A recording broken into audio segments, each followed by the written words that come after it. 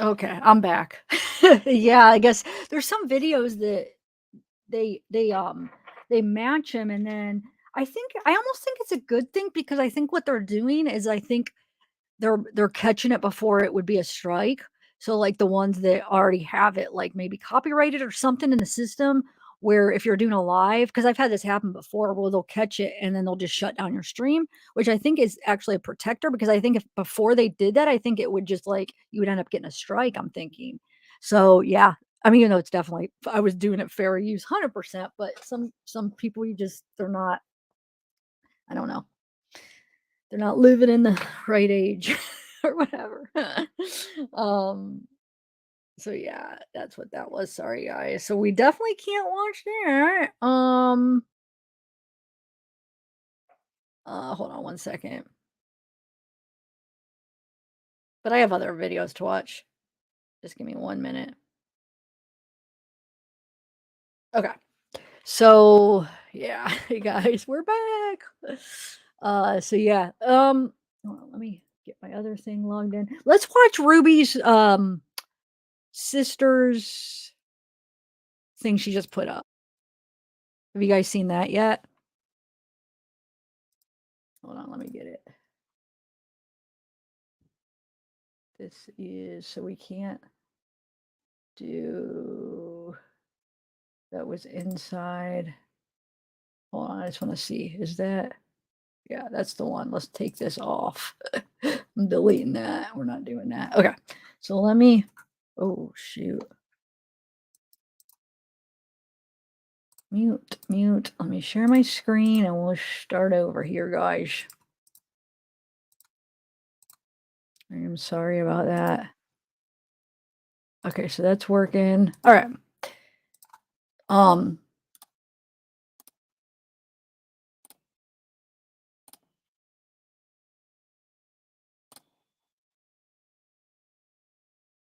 yeah, let's watch Bonnie's first real quick. I haven't even watched it all. I just watched the beginning.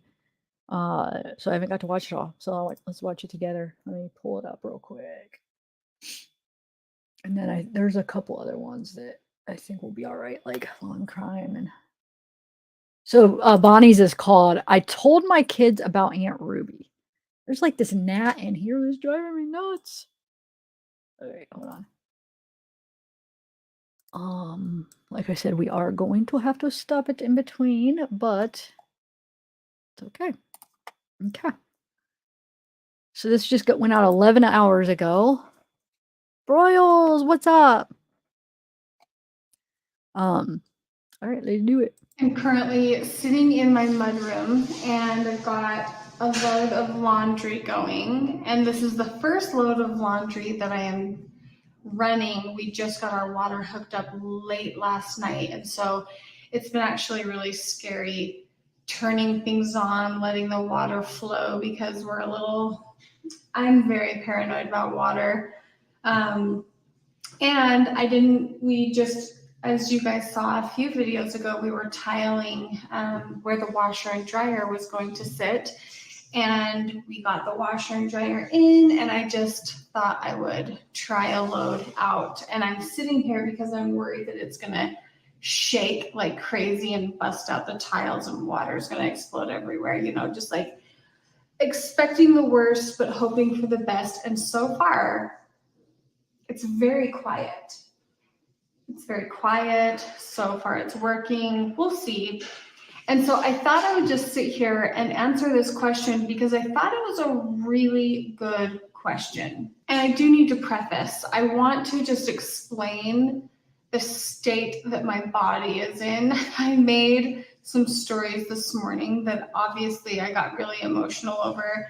I haven't gone a single day without crying, I don't think. I did go a couple of days when we were camping. That felt really good, but no, I cried when I was camping too. But they're getting less frequent. My cry sessions are getting less frequent and less intense. But I'm sitting here just with my guts constantly feeling like it's fun. Oh, thank you, Jonathan. Yeah, I mean, that's what I'm dealing with now, the notifications. It's, since that I got, that demonetized for a minute, it kinda screwed up notifications, and I feel like that's one reason my views have been so down. Yeah, because people that actually are subbed are not freaking getting my notifications, which is very frustrating. But thank you for the super chat. Um, yeah, I actually didn't watch it all yet. You sent it to me and I watched like the first couple minutes because I was trying to get everything else that I wanted to play good. But yeah, so good. It's interesting then. Um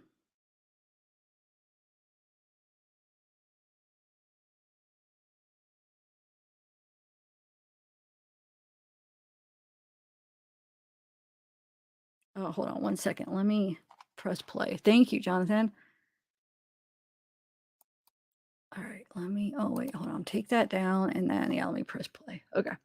Funny because I feel like I have to be so filtered in order to say what I'm thinking, but I have no one that I'm answering to. And so what at first my few videos, I was the only thing that I was thinking was if this sentence gets taken out and put in the media, what is that going? I was trying to make sure that each sentence wasn't going to be taken out of context, but I am now to a point where it's okay to say what I'm thinking because it is going to be taken out of context and you just have to live with that. So I'm actually okay with that. But I'm living with this constant fear. And I almost feel, and I say almost feel like it's an irrational fear, like maybe there really is nothing to fear, but I have fear in me. When you have so many people that are mad and disgusted with you, it brings an element of fear. And I learned to grow. I'm Yay. not super fearful. Yay! Good. I'm glad you're here. It's good to have you. Yeah, I don't know as far as the notifications. I think it's just going to take time, not only from everything that happened with the autopsy, that like, and then me taking like a break, and that helps hurts the algorithm, and then when that got demonetized, so my channel's just a freaking mess as far as like people get notifications. I know I hate it though because I hate hearing like people like, oh, I missed the live, I never got notified when the YouTube, the system's supposed to be set up where if you're subscribed and you have your notifications, you're supposed to get notified. So it's very frustrating. Okay.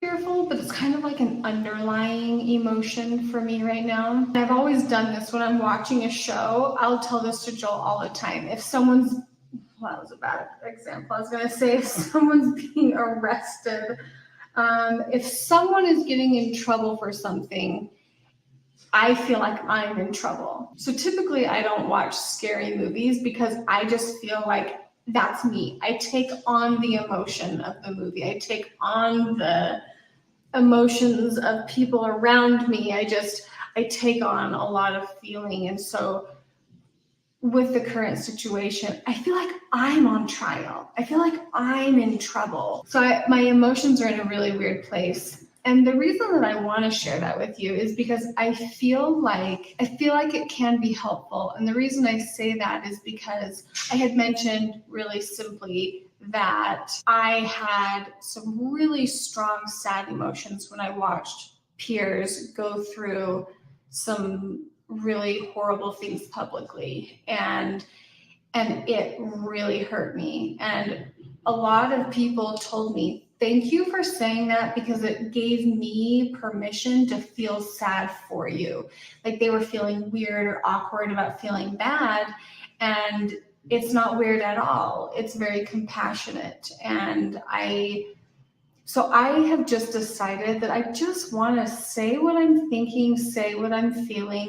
And there's a lot that I have to say. And I've just been really mindful and thoughtful when and how I want to say it. But there's a lot. There's a lot. But for now, I want to answer the question for you. The question is, how did you explain everything to your kids? As you know, Ruby's family and my family were very intertwined. I have many kids that are the same age as Ruby's kids, and I was the first sibling to start having kids after Ruby. And so we immediately started raising our kids alongside each other. After Ruby started implementing what she was learning in Connections, her actions naturally bled through her family. And so when the kids would get together and play, they would start correcting my kids, and essentially they were counseling. I'm just listening for the washing machine. Essentially, they were counseling and giving what they had learned in therapy. They were teaching that to my kids, which was odd. And that had caused some friction between the cousins. And we had always done these sleepovers. Ruby and I often did kid swapping, and I would take the boys, she would take the girls, or she would take a few kids, I would take a few kids. And I made a video on this about no more sleepovers, but that was very surface level for what was going on. And to be honest, I didn't have a specific reason of saying, oh, well, this happened and this happened, so no more sleepovers. And that was what was the hard part.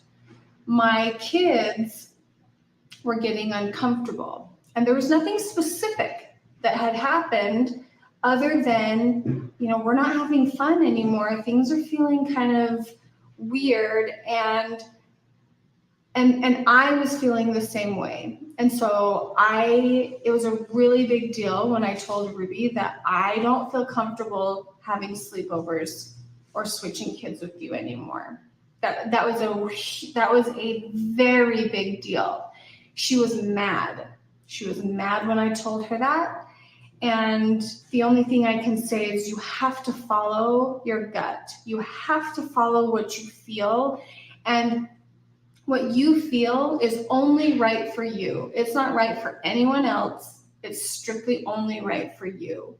And so after I had made that decision, I felt a lot better. And then between then and when Ruby cut our family off, there wasn't a lot of time and there wasn't a lot of communication after that, because Ruby was really upset that we wouldn't join Connections. She was upset that my kids didn't want to follow in the pathway that she was having her kids follow, as far as just like mindset and way of doing things and verbiage. A lot of it had to do with her verbiage. And so from the very beginning, it was just kind of known and integrated with the kids that things weren't right.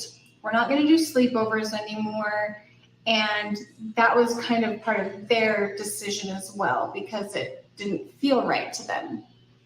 And then when Ruby cut us off, there was no hiding it from the kids. Like I've said before, we would talk ourselves in circles, and there were days where I just couldn't even get out of bed, because the things that she was accusing my parents of, the things that she was accusing us kids of, they were just flat out made up stories from our childhood. And we didn't take it lightly. And this is where it was really difficult, because we sat down together as a family and we said, okay, are the things Ruby's accusing the family of, are these true? Because we are not about to allow things to go on in our family that are wrong. If there's anything going on, we need to know about it.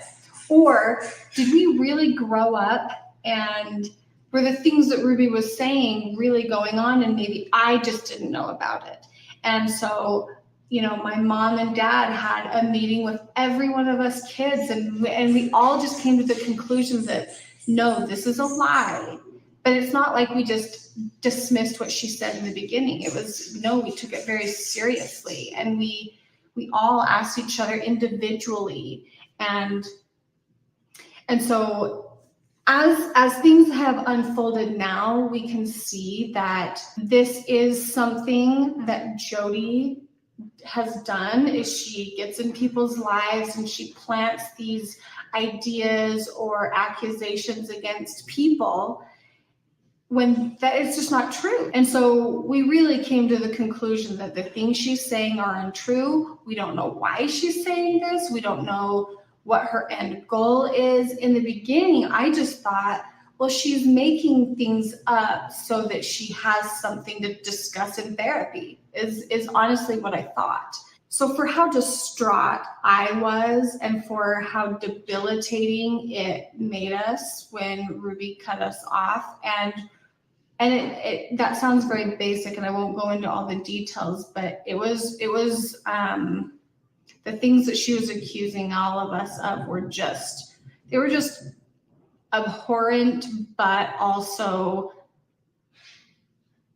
comical at how untrue they were.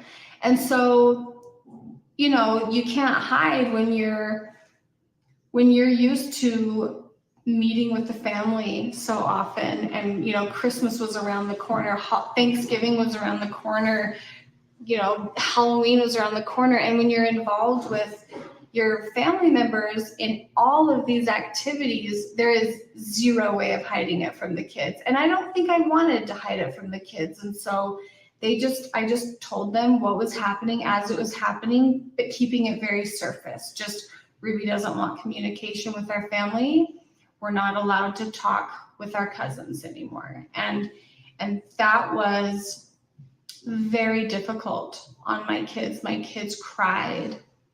They cried often, and they wanted to write letters, but we weren't allowed to write letters. They wanted to send packages. We weren't allowed to send packages. And so it was a loss for my children. And so that took a lot of time to come to terms with. And years later, that sounds so wild to say, but years later, you know, they still bring it up. And, you know, when are we going to get to see them? When do we get to know them again? And I had just let them know so that they had some sort of expectation. I just said, when they're 18, when you're 18, you'll be able to reach out and you'll be able to see if you can form a relationship then.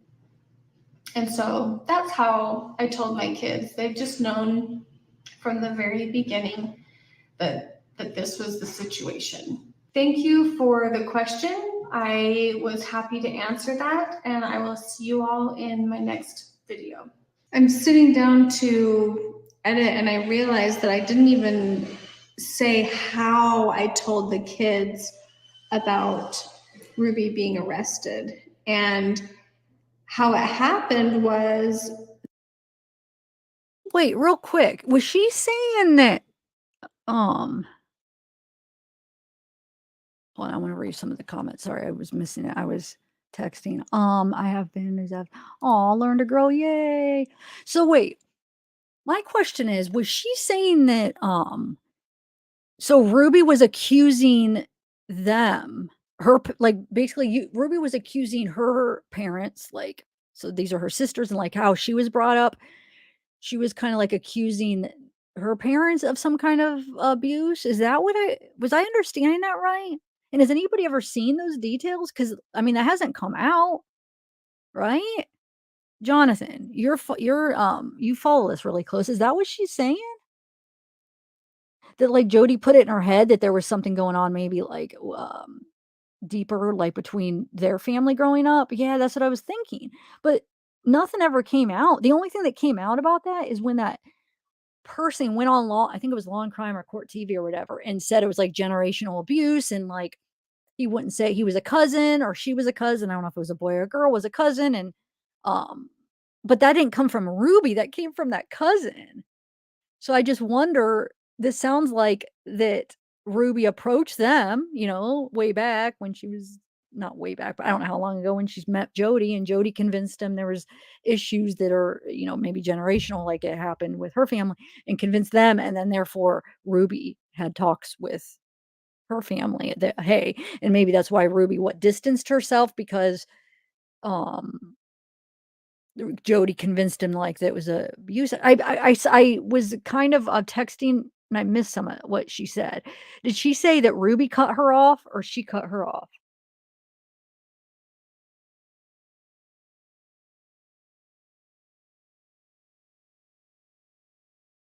she has to talk about in her first video. Okay, so we just gotta insinuate what she's meaning. Okay, all right.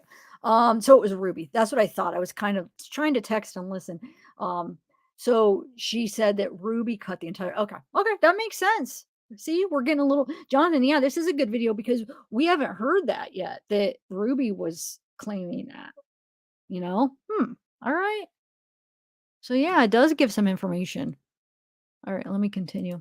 That morning, Joel and we actually got up and we got all the way ready. I was like, Joel, we've got to fix your hair for today. I want to get my hair done, my makeup done. Like, I want to get dressed and I want to film this really special video with you today. And so we were filming all day together. We had the music on, and I told him, I said, I don't want today to feel stressful because this is a really big video that we need to make. And so we were in the middle of doing that. We had got lunch that day together. It was such a beautiful day. And it was the end of the day. And we still had a lot of work left ahead of us, but we were, the kids got home from school. And so we were all standing on the stairs together. And we were like listening to music. We were talking about the kids' day at school. Then my sister Julie called and I answered. I put her on speaker and I was like, hey, Julie, how are you? What's going on? And immediately I knew something was wrong. And as she was telling me, it was just like, I think we were learning as the conversation went on. So Julie told me, and immediately I was like, get Ellie on the phone. And so, we got Ellie on a 3-way, and I was like, Joel, I'm gonna go. I'm gonna take the kids home. Like, you stay here, wrap things up. I'll be like, so it was just, honestly, like our whole world just kind of came down tunnel vision. And so me and Julie and Ellie, we stayed on the phone and we didn't get off the phone. As we were learning more details, we couldn't let each other go. We just stayed on the phone together, I think for hours that night. And my kids didn't leave my side. And, we came home and we were like, I'm getting like cold thinking about it. I was like putting together dinner. Julie was driving her kids around. Ellie was wrangling her kids. And we just couldn't hang up. And we didn't even talk until we knew something more. And when the kids went, we all said a family prayer. I think we prayed together over the phone. That's something that's very common that we've had to do. We did call my parents that night, and that was very difficult. I think we were up all hours of the night. We just couldn't not be on the phone together, even though there was nothing to be said. The next morning, the kids were like, did you hear anything else? They would come home and, I would just update them as I knew things. And I feel like that was really good for the kids. I think that they would have worried more had they been wondering what was going on or if they could see how upset we were. But that's how the kids found out, is they found out with me. And obviously I've kept details away from the kids, things that they don't need to know and things that would just hurt them. The gist of everything. They've known the gist of everything the entire time. And wait, is it frozen again? Is everything okay with it? Am I live?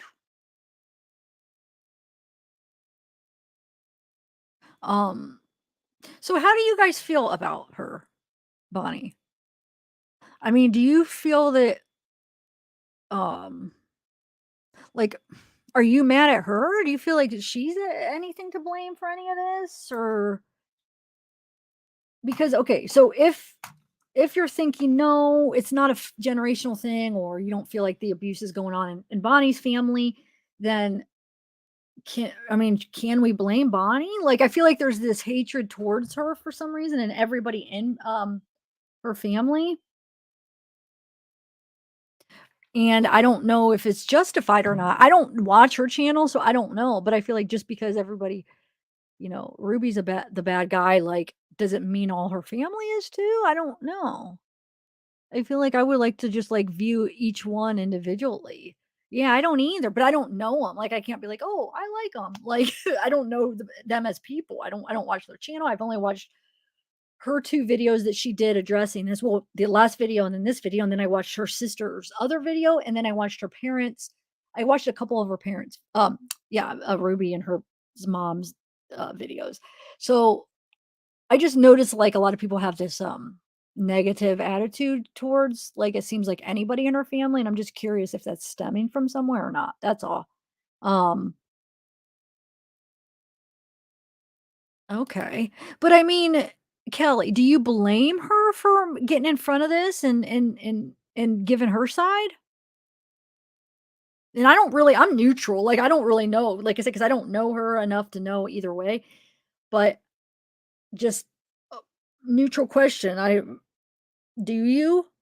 Like, wouldn't you kinda wanna do the same thing, or would you just? Because I feel like she would probably get crap if she just didn't say anything.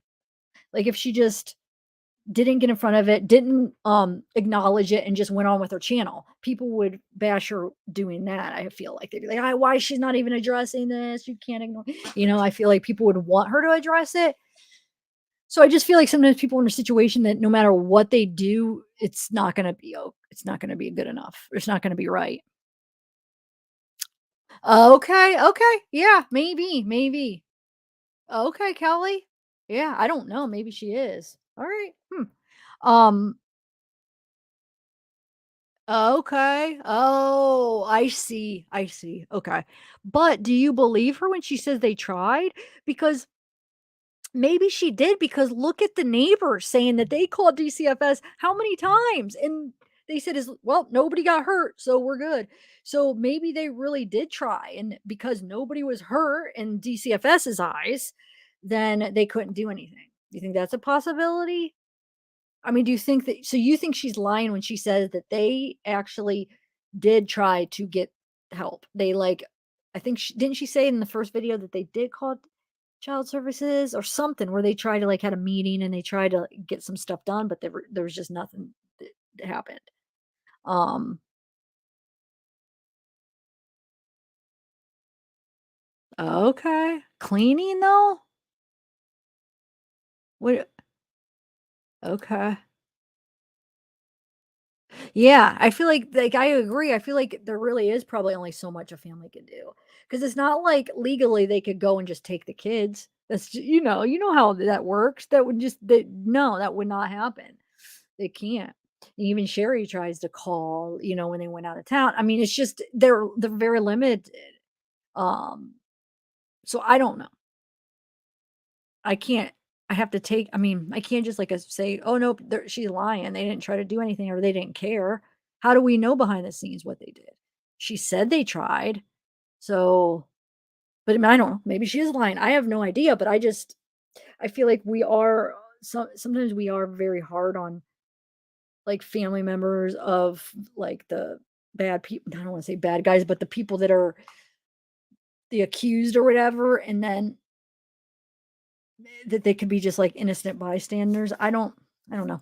Just curious. All right, we'll continue watching this. Oh, it's almost over actually.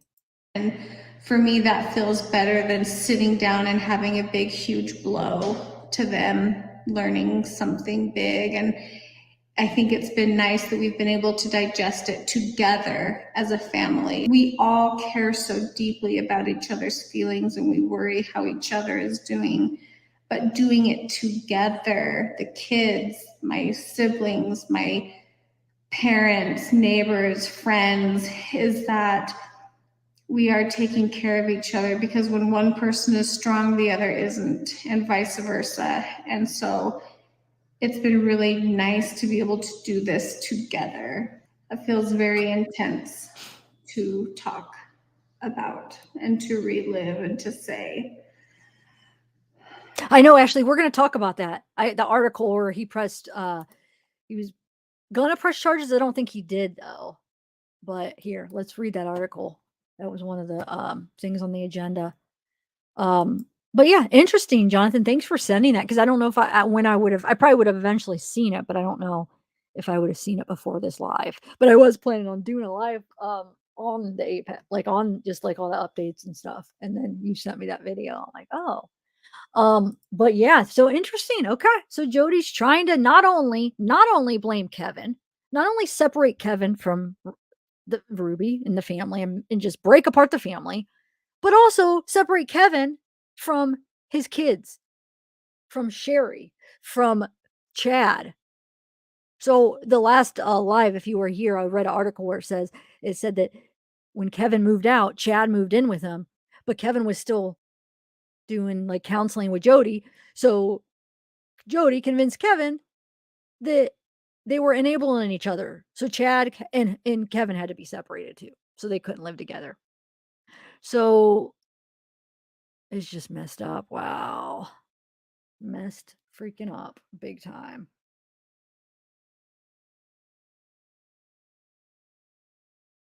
Hold on, let me clear out my screen. Okay. So let's here, where's that article where it talks about the charges? I think there's a couple of videos that I was gonna play, or I am going to play that actually addresses the charges thing. I think on the law and crime one I was gonna play, or I'm gonna play, and then what else? Hold on. But I want to read the article first. Yeah, let's do this real first. Okay. Share my screen.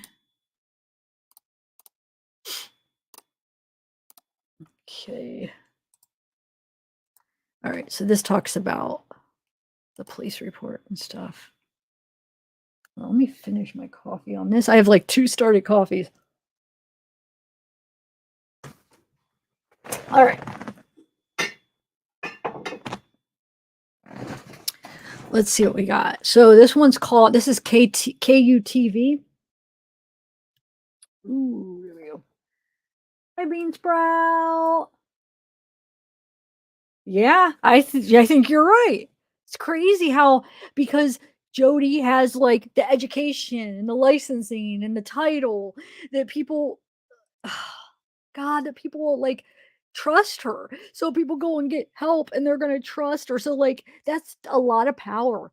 Okay, that's a lot of power because that's the way you feel about yourself is so freaking important to your own life, right? So if somebody tells you you have this sex addiction or you have this problem and you have to do this and they're using it, oh my god, they're abusing that power, that could freaking mess you up as a person like the rest of your life. That can make you feel like you're inadequate or you have an issue or you're the problem, or like that is so, oh hey Jamie, that is just like so irresponsible and um like dangerous. It's so freaking dangerous, man. Oh, is that what it was, Ashley? Okay, let me read this article and then I didn't get to watch the whole video about it. So we have newly obtained police reports outlined how some of Ruby Franke's children and family members were able to access her home after police served a warrant and broke down the front door of the home. Actually, hold on one second. I forgot to do something real quick. You guys give me an idea. What should I do for a poll real quick too? Any ideas? Let's do a poll. We haven't done one in a while. I'm trying to think how to word some stuff. Okay, so I have that on. All right. Let me turn that on. Got my YouTube side up. Alrighty. Okay. So they broke down the front door of the home. Okay, so according to a police report, Ruby's husband, Kevin, who admitted he hadn't been at home for more than a year, wanted to file charges against his daughter, who went into the home and took some of the property. A report obtained by 2 News shows Springville police officers back at Ruby's Frankie's home on August 31st, the day after they executed a warrant at the property. The eldest sister, Sherry, had gone to the home to gather clothing and personal items for her two sisters, which should be totally fine. Did you guys hear that echo? So weird. I heard myself like echo, but saying something else. Anyway, a DCFS caseworker was also at the home gathering items for the two other children who were in the state's custody in southern Utah after they were located the previous day in Ivins at Jodi's home. The caseworker informed police they believe Kevin Franke might be at home and that he might not be cooperative, which is why they requested police assistance. When police arrived, the caseworker, Sherry, and other family members were already in the home. All of them were further advised that they should not collect any items that do not belong to them or aren't needed for the children, the documents read. Kevin wants his daughter charged after burglary, threatening to sue Springville police. Oh, there you go, Ashley. You're right. You are right. You guys, after we go through these videos and some of these articles, I'll open the panel so Ashley and Jonathan or whoever, because I know Jonathan, you're really into this case too. If you want to come up, Patty, anybody, if you guys want to come up. All right, so let's see. 2 News obtained a third police report from Springville police outlining a phone call from Kevin Franke, Ruby's husband, reporting a burglary on September 1st. Kevin allegedly reported that electronic items, specifically his electronic journals, were missing. He told officers he believes his oldest daughter, Sherry, is responsible to a statement she made in court. Responsible due to a statement she made in court. The officer told Kevin the front door had been broken in after a search warrant was served days prior and not broken by his oldest daughter. So they're trying to say, like, no, your daughter didn't break the door. We broke the door down because of search warrant. Kevin stated that Sherry is not allowed in the home and that he believes she entered unlawfully and he wants her charged with burglary. But here's the thing. If she's going to get stuff for his kids so she could take care of his kids, I mean, what's the problem here? And electronics? What electronics? Specifically okay, journals. So I wonder if he's saying like something like the journals were something like personal in there, like something personal that was like their journals. I don't even know what that means. Electronic journals. Yeah. Let's see.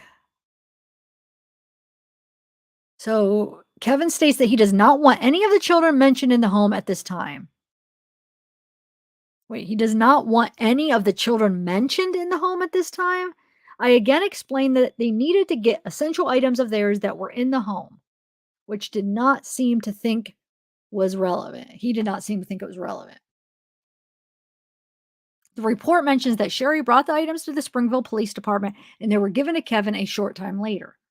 Among the items were 3 tablets, 3 cell phones, 3 cameras, GoPros, a stack of written journals. Oh, okay. So it was electronics and written journals. Okay. And 3 passports for Kevin, Ruby, and another one of their children. Well, yeah, don't press charges on your kids, but yeah, I would like, why did she want all that? And I'm not blaming her. I'm just saying I understand why Kevin would probably maybe want some of those if those were his journals, passports, and stuff. But maybe it was like an accident. I don't know. I'm not sure why she took that. Why would she take that stuff? That's weird. Huh. So she took 3 tablets, 3 cell phones, 3 camera GoPros, a stack of written journals, 3 passports for Kevin, Ruby, and another one of their children. Maybe she just grabbed the passports for the kids and Kevin's was in there, right? Maybe the journals because she wanted to see, like, what the heck, if there's anything she could figure out about what's been going on with her freaking brothers and sisters. The complainant was informed that we would not be charging his daughter with anything as her intent was not to deprive him of any items. She had previously been allowed in the home and had not been in the home admittedly for 13 months, the officer wrote. The officer said that he explained to Kevin over the phone that due to the circumstances surrounding the incident, we would not be filing charges against Sherry and that would be considered a civil issue due to her intent, not being to deprive him of the items. So wait, that would be considered a civil issue due to her intent. Not to be okay, so yeah. He advised he was going to sue the police department, the officer wrote. Kevin was displeased with this answer and advised that we would be hearing from his attorney.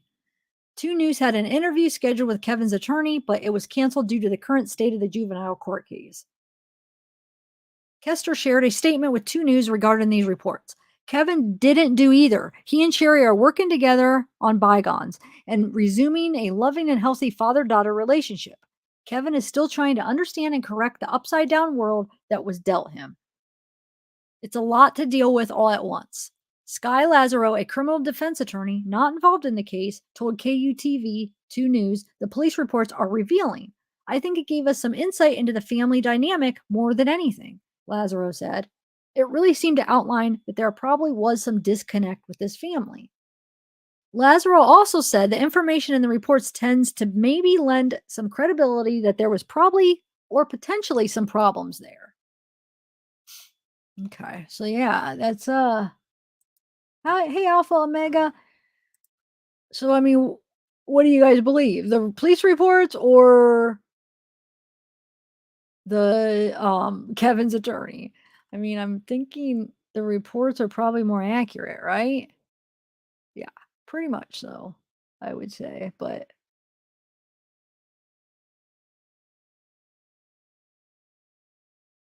no, they are in jail, Jamie. They're not. No, there's no bond.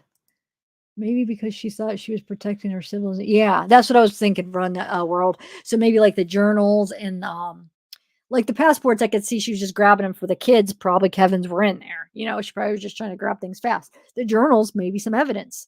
The electronics and stuff. Yeah, maybe she's trying to get some evidence because there was some freaking abuse going on and pretty serious. I mean, you're freaking duct taped, chained, or handcuffed, roped. You have open wounds.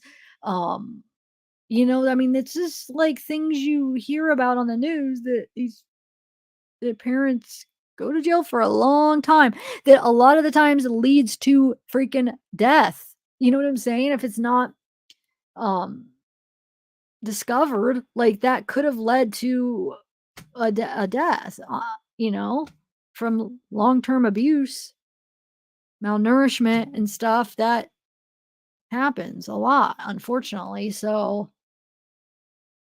um I think it would be the same if he had custody of the younger kid.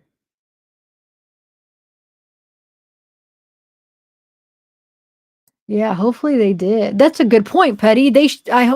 You would think that when they went there for the warrant. Wait a minute. Yeah, that does bring up a question. So that warrant, so the door was broken in. They said from the warrant. They went in. They got the stuff. Why didn't they? Why didn't law enforcement get the electronics and the journals and stuff? That's a really good question.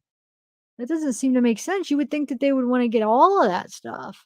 I mean, with cameras, because, like, who knows what's on camera? Who knows if maybe even one of the kids was, smart enough to maybe even record some of this stuff. I mean, they probably weren't given access to it, but if they were able to sneak it or I don't know. It just would make sense that they would go through it at least and see if there's any evidence on there. Yeah, they definitely could have actually. Well, Jamie, the bond hearing, they ended up, remember it got pushed off because her lawyer needed more time. So, like, they were gonna have that hearing that got, delayed, it got pushed back or canceled or whatever. When was that? A couple weeks ago? Because they needed more time to, like, look through everything to, um, you know one of the things I think they were gonna discuss in the hearing is request, a bond. So, yeah, they might still, but it hasn't happened yet because they had to push it back. Um, oh, but pretty insane, but that wasn't his, was it? Wasn't it, like, the family's? Was all yours so you're thinking maybe all the electronics was his? I was thinking it was since he hasn't been in the house for so long, I was thinking it would be, like, the family, like, all of theirs, you know? I don't know. Um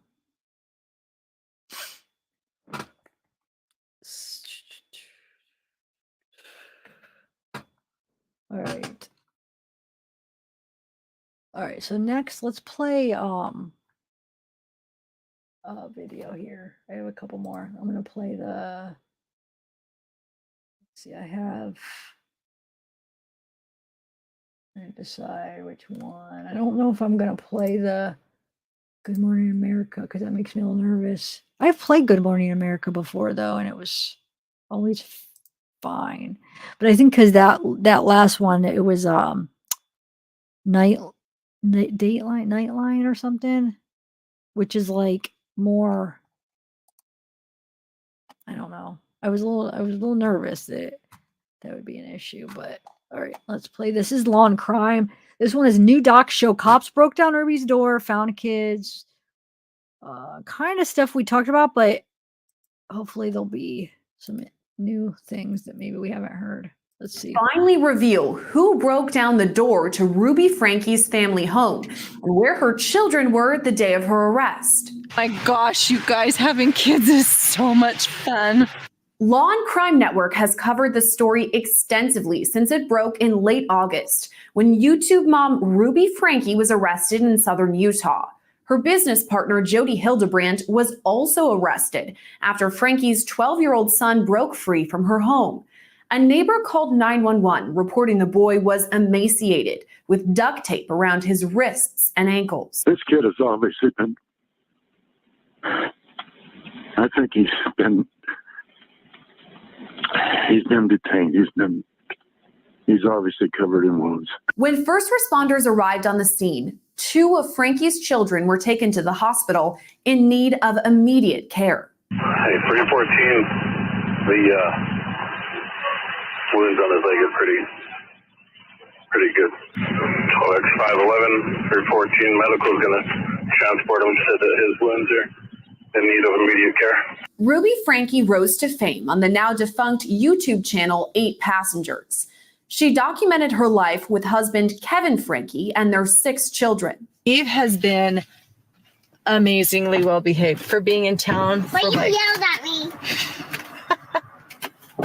shh. The fact that I yell at my kids is a secret. We don't want our viewers to know. Franke eventually began collaborating with Hildebrandt as part of Connections, a self-help organization for families. Anytime you think I want fill in the blank, I don't care what it is, that is not love. Mm-hmm. Love is a gift that you offer because you have generated it inside yourself. And how do you generate love? Well, the only way to generate love is you use your agency to choose principles of truth. According to local Utah TV stations, it was another Connections member who was taking care of 2 of Franke's children when she was arrested. Court documents state Pam Botcher, listed as the president of Connections, picked up 2 of Franke's kids in northern Utah at the time of her arrest. Franke and Hildebrandt were arrested in Washington County in the southern part of the state, but the Franke family home is in Utah County, about 4 hours north. That's where court documents say surveillance video showed Botcher pick up the 2 kids. Okay, guys, help me out. Let's do a poll. What do you guys want to know? So I gotta stop it every once in a while anyway. Attorney look really bad. Patronus Kevin recently made his attorney look really bad. Yeah, that's a good question. I don't for his phone. Well, I don't know. I don't think they would have. Since he wasn't even around the kids for that long, I think they would have trouble getting a search warrant for his phone, to be honest. But he would probably just willingly give his phone. I'm sure he's like cooperating because I don't think he really has anything to hide as far as that goes. So I don't even know if he would even make him get a search warrant.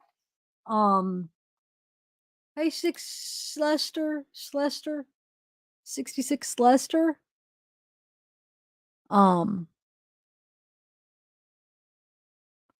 Also kept an eye on Jodi's niece, Jessie. No guilt by association. Hey, love me like a music 7. Hey, Mr. Rosebud. Okay. I'm trying to think of what to ask for a poll. Well, let me bring it up. Any ideas? I could put hold on. We could do some with Kevin. I mean, I like doing polls because I get a good feel, what everybody's thinking. Well, the topic we're talking about 8 passengers, Ruby, Jodi. We're kind of just going over any of the new articles, new videos, and just what everybody's been saying, lately. Um, oh, you think pretty insane? But really, what would even be on his phone? I couldn't even see anything on his phone that would incriminate him since he's only talked, what did he say? He talked to Ruby, what, 4 times the whole year? Didn't really have communication with his kids. So wasn't there physically. So I don't think that he would. I mean, it's an invasion of like privacy. I could see that. Like, no, that's my privacy. But I mean, as far as them do anything legally. Oh, thanks, Lester. Thank you so much. I appreciate that. Hi, Zev. You're awesome. Oh, you're awesome. You're the awesome one. Didn't anybody tell you that? So hold on, let me think. Hold on. Before I start this video again, I'm trying to think of a poll. So I'll just say, do you think there was some earlier that I wanted when I was talking to you and I was asking you about Jodi and Ruby that I thought would be a good poll, but let's do one about Kevin. No, let's do I was thinking maybe one about her family. Oh, Kevin, do you think Kevin is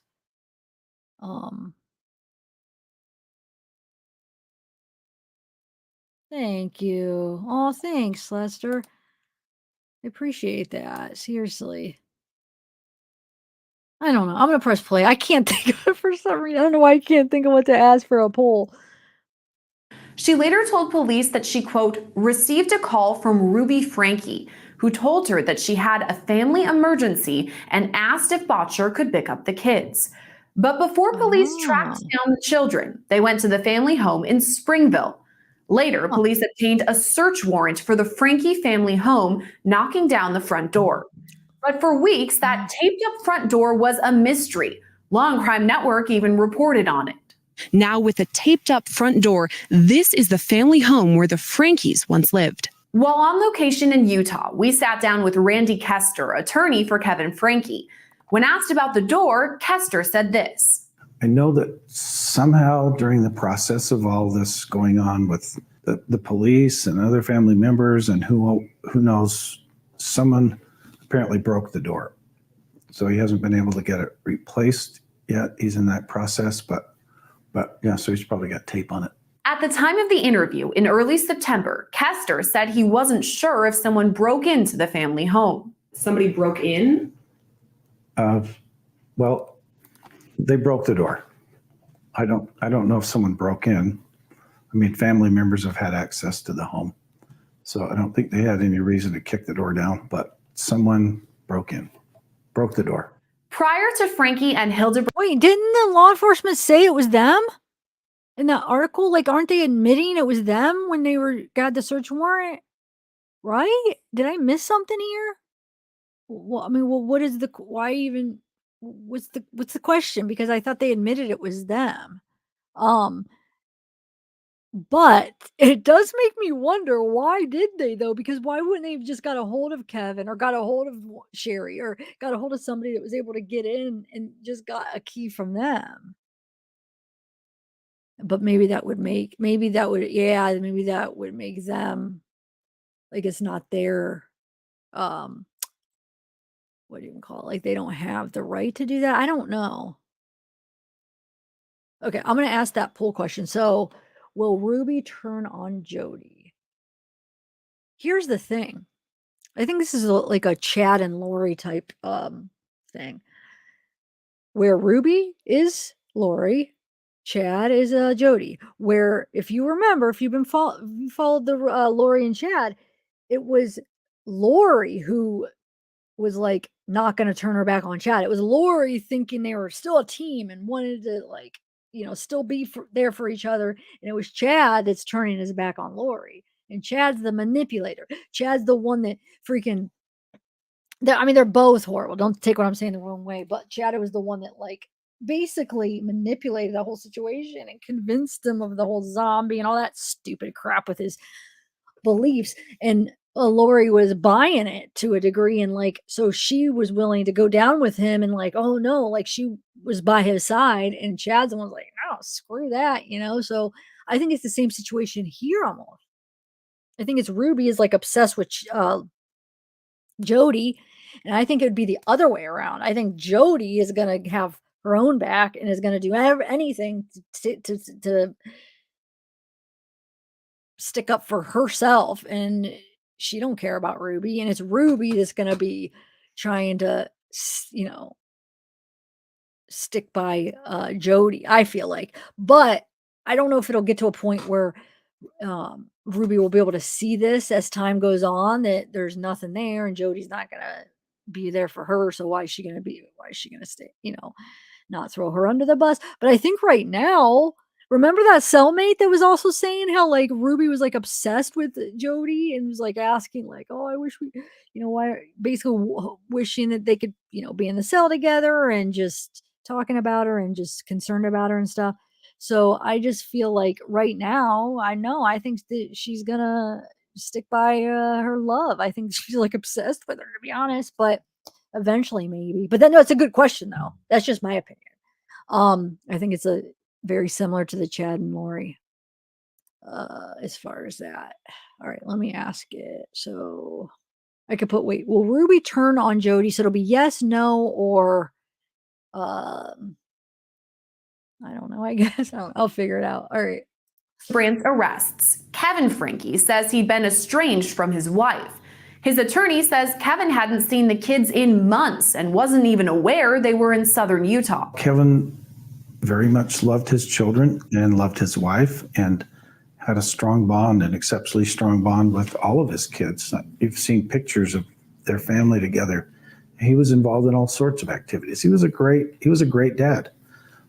But Ruby felt like there were differences in their marriage. And at one point, in conjunction with Jodi Hildebrandt, it was sort of like, we have to separate to save our marriage. You know, we'll keep working on our marriage, but for now, you know, if we're going to repair our marriage and be back together as a family, you have to be away. And you have to work on yourself and don't have contact with the kids. Don't have contact with me unless I initiate it. During the interview, Kester also told us Kevin Franke hadn't been living in the family home for more than a year, so he was unaware of what happened to the door. I honestly don't know. He doesn't know. He wasn't there. He didn't know. None of the neighbors have reported that anyone came over, that they saw anyone just damaging the door. So he just honestly doesn't know. No one's told him. Was anything missing from inside the house? Well, I think some of the kids, the older kids, were in the home. So to his knowledge, he hadn't lived there for 13 months. So he doesn't know what was there. You know, he hasn't told me that he saw anything missing other than some personal papers. But other than that, he hasn't reported to me that anything was stolen. We've had. Okay, guys. So I kind of set it up a little bit different for the poll. So you guys can see how I set it up, because some of you guys might think Jodi might turn on Ruby might turn on Jodi, or they're going to just stick together and ride it together. Jonathan, did you hear when I said after I played I think I have like 2 more videos that I'm going to open the panel if you want to come up? I don't know if you were listening. Do you think you will or not? And Ashley, you said you would, or and whoever else, anybody. Come on. Because I know, Jonathan, you know a lot about this case. Ashley, you've been following it good too, or you know, really into it. And then anybody else that wants to, let's try to get a good panel going on, like the olden days, like last year when we had. Even if we just have a few, you know. Let's see. Jodi will turn on Ruby. say that Ruby freaked out about the kids all being in school, ruined her YouTube content, that Ruby was moving on to continue her fame and the money. I mean, I think it's going to be Jodi turning on Ruby. I agree about that. I don't know what the specifics are going to be, but I see Jodi is going to be the one that's going to be looking out for her, number one. Had this discussion and he says, I don't have any solid proof of who did it. All he knows is he's got to get it fixed again, and it was quite expensive. Yeah, looks like a nice door. You said it has to get fixed again. Was it broken prior to this? No. Oh, just get it fixed. Get it fixed. Yeah, okay. Good catch. But according to local reports, Kevin Franke allegedly reported electronics missing from the home.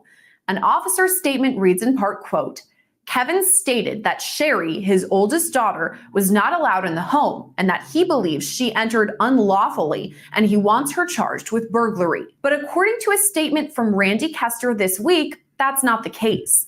Kester told Law and Crime Network Kevin and Sherry are, quote, working together on bygones and resuming a loving and healthy father-daughter relationship. Kester went on to say, quote, he is daily, nonetheless, enduring and devoting his time and effort into doing what's best for his kids, following the guidance of real professionals and hoping to put back together in a healthy and fostering environment. These statements echo what Kester told us in person. There's a lot to be told. There's a lot of chapters in this book, and the more I dig into it, the more I've said this before and I'll say it again, I think that Jodi is in the middle of all this, and I describe her as an onion with an octopus inside. I'm sorry. Look how they're sitting, and there's nothing wrong with them being together. But not only it's not just that the way they're sitting, but there's so many other signs that I do think that they had a relationship, like intimate relationship, 100%. Like I feel like I would bet on it. Which, like I said, is totally fine. But the hypocrisy of her trying to tell people that it's wrong and you're evil, and like her niece for, liking women, and but it's okay if she does, because the way she does it's the right way, but nobody else. It's just, I hate hypocrites. The more layers you peel back about Jodi's life and connections, every time you peel back a layer, an octopus tentacle comes springing out. There's a lot to be told. This is a fascinating and tragic event in their lives, and will probably have lifelong effects. It's gonna take him a long time to help these kids get through the trauma that's been perpetrated on them, but he's up to it, and he's dedicated to doing it. As for items that may have been missing from the family home, Kester told us, quote, I know that when Kevin moved back into the house, the front door was broken and the house was a mess with a lot of items missing. But as for any charges, Kester said, quote, I don't know if Kevin reported any stolen items, but I know for certain that he did not file any charges against anyone. Meanwhile, Kester said his client is working to regain custody of his children. He says Kevin Franke will address the media, but only once he's been reunited with his children. Okay, so take that down. Forget what else I have. This one, let me erase this, and then hold on. There's two more that I wanted to play, but let me see what they are, because I might not play them both. See, Good Morning America. What do you guys think? I've played their videos before, but now since that other one, it's making me kind of nervous because they're both ABC. But the other one was like Nightline. Like, if you have a channel, you'll kind of like learn and get a feeling of like what type of shows that are more likely to get copyrighted and stuff. So yeah. Dang, hold on a second.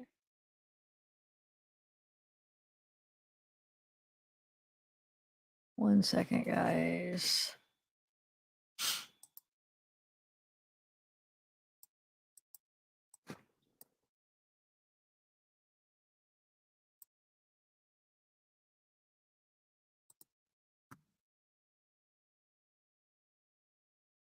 Well, I'm gonna see what the other one is. I forget what. I'll play the other one first.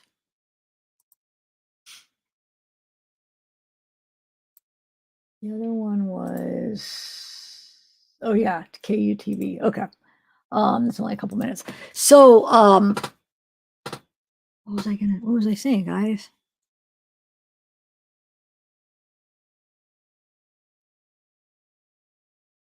You know what? I'm gonna put up the link now. And then, because I only have one more video, possibly two, and then we could just kind of like Google stuff. Maybe I'll go in the groups, and while I have somebody up, we could just chat. And then remember, tomorrow afternoon, I'm going to do a live about Delphi, guys. Just some of the new stuff I've been collecting and stuff. And actually, I might want to do open panel live, maybe. You know? Where we could chat about it. What do you guys think?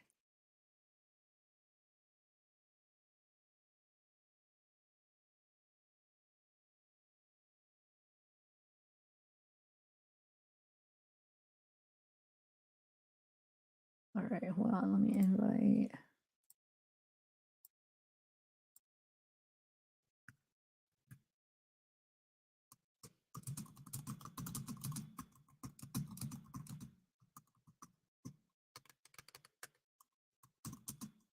Oh, I accidentally sent it without putting the link. Wait, hold on. I sent it without putting the link.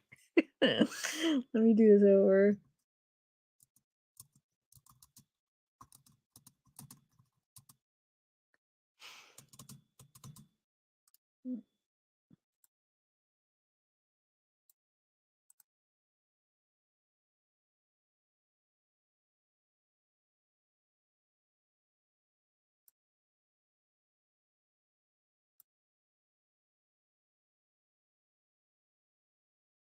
Okay.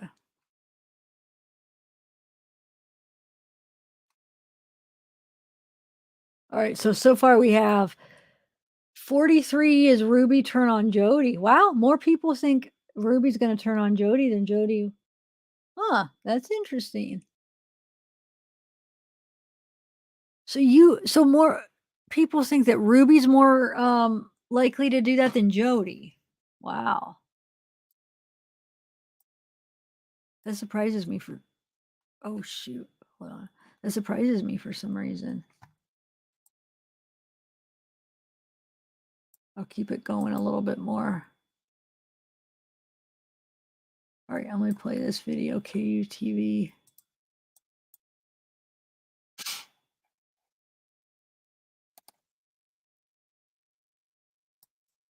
Okay. New court documents are revealing new details about the family of a popular YouTuber accused now of child abuse. Police reports obtained by 2 News show how law enforcement and DCFS responded to Ruby Franke's Springville home on the day of her arrest. And before going on breaking news, Daniel Woodruff spoke with a local defense attorney about some of the big revelations, and he breaks all this down for us tonight. You know, I think this is just, one more piece to the puzzle. Defense attorney Sky Lazaro says these reports from Springville police shed more light on the child abuse case involving Ruby Franke. It tends to, maybe lend some credibility that there was probably or potentially some problems there. Franke of YouTube's 8 Passengers fame and her business partner Jodi Hildebrandt were arrested in southern Utah August 31st after police say 2 of Franke's children were found hungry and hurt. That same day, Springville police found 2 of Franke's other children. A police report says they were in American Fork with a woman named Pam Bodger, who told officers Ruby had called her saying she had a family emergency and asked if her kids could stay with her. The 2 children wanted to stay with Bodger, police wrote, but were ultimately placed with Ruby's oldest daughter. I stopped by Pam Bodger's house here in American Fork to see if she had any comment about what's gone on, but nobody answered the door. Meanwhile, police reports also show Ruby's husband, Kevin, reported a burglary at his home, which police told him was just them serving a warrant looking for the kids.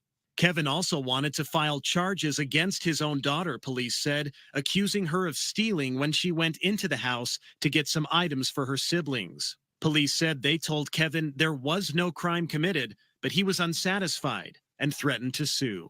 Daniel. That was Daniel Woodruff reporting. Kevin Franke's attorney did release a statement to 2 News about this, saying that Kevin never sued and that he and his daughter are working on their relationship. He also said Kevin is still trying to understand and correct the upside-down world that was dealt to him. It is a lot to deal with all at once, he says. Okay, hold on 1 second. As I potty, okay. Oh, it's okay, Kai. I'm gonna add you. Hold on 1 second. Let me take this off. Okay.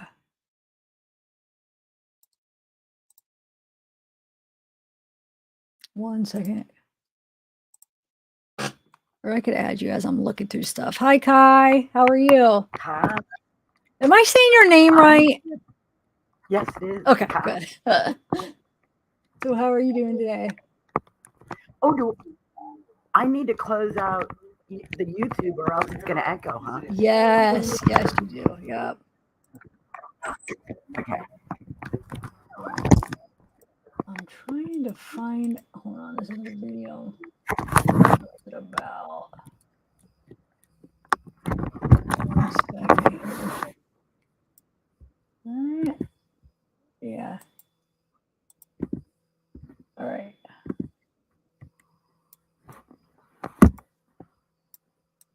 Okay. Yeah, you know what? That Good Morning America. That's not worth it. Okay. Yeah. Well, we're gonna. Okay, I'm done with the videos. Well, as far as right now. This is my So what's first up? What do you? time. What'd you say? This is like the first time I've ever like streamed into somebody's show. Oh yay! That happened last live. It was what was her name? Air Serpents. Like this is the first time. Cool. Well, welcome. Hopefully we'll get Well, some I'm like totally obsessed with this case. Wait, say that again. I'm totally obsessed with this case. Ask me anything. Oh, really? Okay. Wow. So I hurt my hip and I can't really walk right now. So I pretty much spend my day like on the computer. Ooh. You heard it today or when did you hear it? I hurt my hip many years ago and it needs to be replaced. Ooh, that's not good. Yeah, it's an old lacrosse injury. Oh, lacrosse. Really? Okay, cool. Well, not cool that you heard it, but yeah, that's a big decision probably. Oh wait, what is that? So God, no, I feel like I'm trying to think of a question because I mean, I've been following this case pretty closely, but I don't know, probably not as much as you said you're Well, obsessed you want to with know it. what So, my new thing? This is the new wrinkle. We all know everything in the news, and Kevin is a schmuck. But we all need. Am I allowed to say that on YouTube? Yeah. But this connections thing, like, I think we really need to deal into what it was that was going on there, because multi-level marketing is one way that Mormon women in their culture, it's super popular. I mean, do you know, like, what is that? Lululemon clothes? oh, I saw a documentary on that. Yeah. Yeah. Like, the Mormon culture breeds entrepreneurial MLMs. And I think Jodi was like jumping in on it. And I think she had like a women's suffrage movement. Like, I think Jodi just like hates men, hates the patrony and, you know, the father and the male structure in the Mormon church. And it's so unfortunate because it's so ugly in the way she's expressing that and what she's done. Because, I mean, she could have had a really supportive, you know, women's group, support women, expand women's roles and opportunities and everything. But she did it in the, like, man-hating club. Yeah, no, she did. You're right. But this Pam Botcher, And I don't know, have you all seen the video where they were like at someone's house and they were like, oh yeah, we're here doing mental fitness training and there's like 10 women here. And I'm like going like, okay, count how many people are there. Is that 13? That's a witch's coven right there. 1, 2, 3, 4. No, I didn't see that one. And you want to know whose house they were at? Okay, this is a big Utah connection. That was in the video. They span around and it was like Jodi sitting next to Ruby and they're talking. And the camera shifts over to these other 2 women, a brunette and a blonde, like older. And then they pan around this like L-shaped couch. And there's like probably about 6 or 7 other women. And, you know, Jodi is like saying, Susie and Sally and Phyllis and whatever. And oh, there's Johnny. Is that unique to you that you didn't see that video? Wait, what? Because Johnny is a man named Johnny Hanna. Okay. And when the camera goes back and like the woman whose house they're in like leans over and that's Paige. That's Johnny Hanna's wife, Paige Hanna. Okay. They are huge in multi-level marketing Okay. in Salt Lake City, in the Mormon community. He's super big into real estate. I mean, that's wait, like whose video? So, but how does this relate to this? it was a connections video where Jodi was Okay. like, oh, So- we're all here and hanging out. They are in Johnny and Paige Hanna's house. That's whose house they're in. Okay. Now, I know that Johnny and Paige Hanna have bailed out. I mean, there's some earlier things that the wife was doing with connections and speaking, or maybe doing, you know, I don't know, they had classes, if you call it classes, or they would just rent some place and have folding chairs and people would get up and talk. But Paige and Johnny Hanna, if anybody's out there and wants to start digging, that's somebody to dig on who they are. They did bail out on connections, and they did bail out on connections right around the time Ruby was coming in the door. But they are into deep, deep pockets of money out there, Johnny and Paige Hanna. But at the same time as the camera moved to the like along the couch, and then at the end of the couch was Johnny, and he's there because it's his house. And Jodi's like, oh, Johnny's so helpful. He plays the male role for us to practice. And I'm like going, oh my God, what? Practice what? Right? Wait, do you think them bailing out has anything to do with Ruby joining? I'm confused. You're just saying I it's just a think coincidence. that the business model was changing from what maybe the Hannas got involved in, and like kind of that early stuff about, you know, we have these different words we use and we're speaking in truth, and is it distortion? And they bought into some of it. But once it went like really almost like women hating men club, you know, like I'm old enough to say there's an old Little Rascals show where it was like, we're the girl hating boys club. I'm giving away my age. But no, I think that Johnny got out of real estate.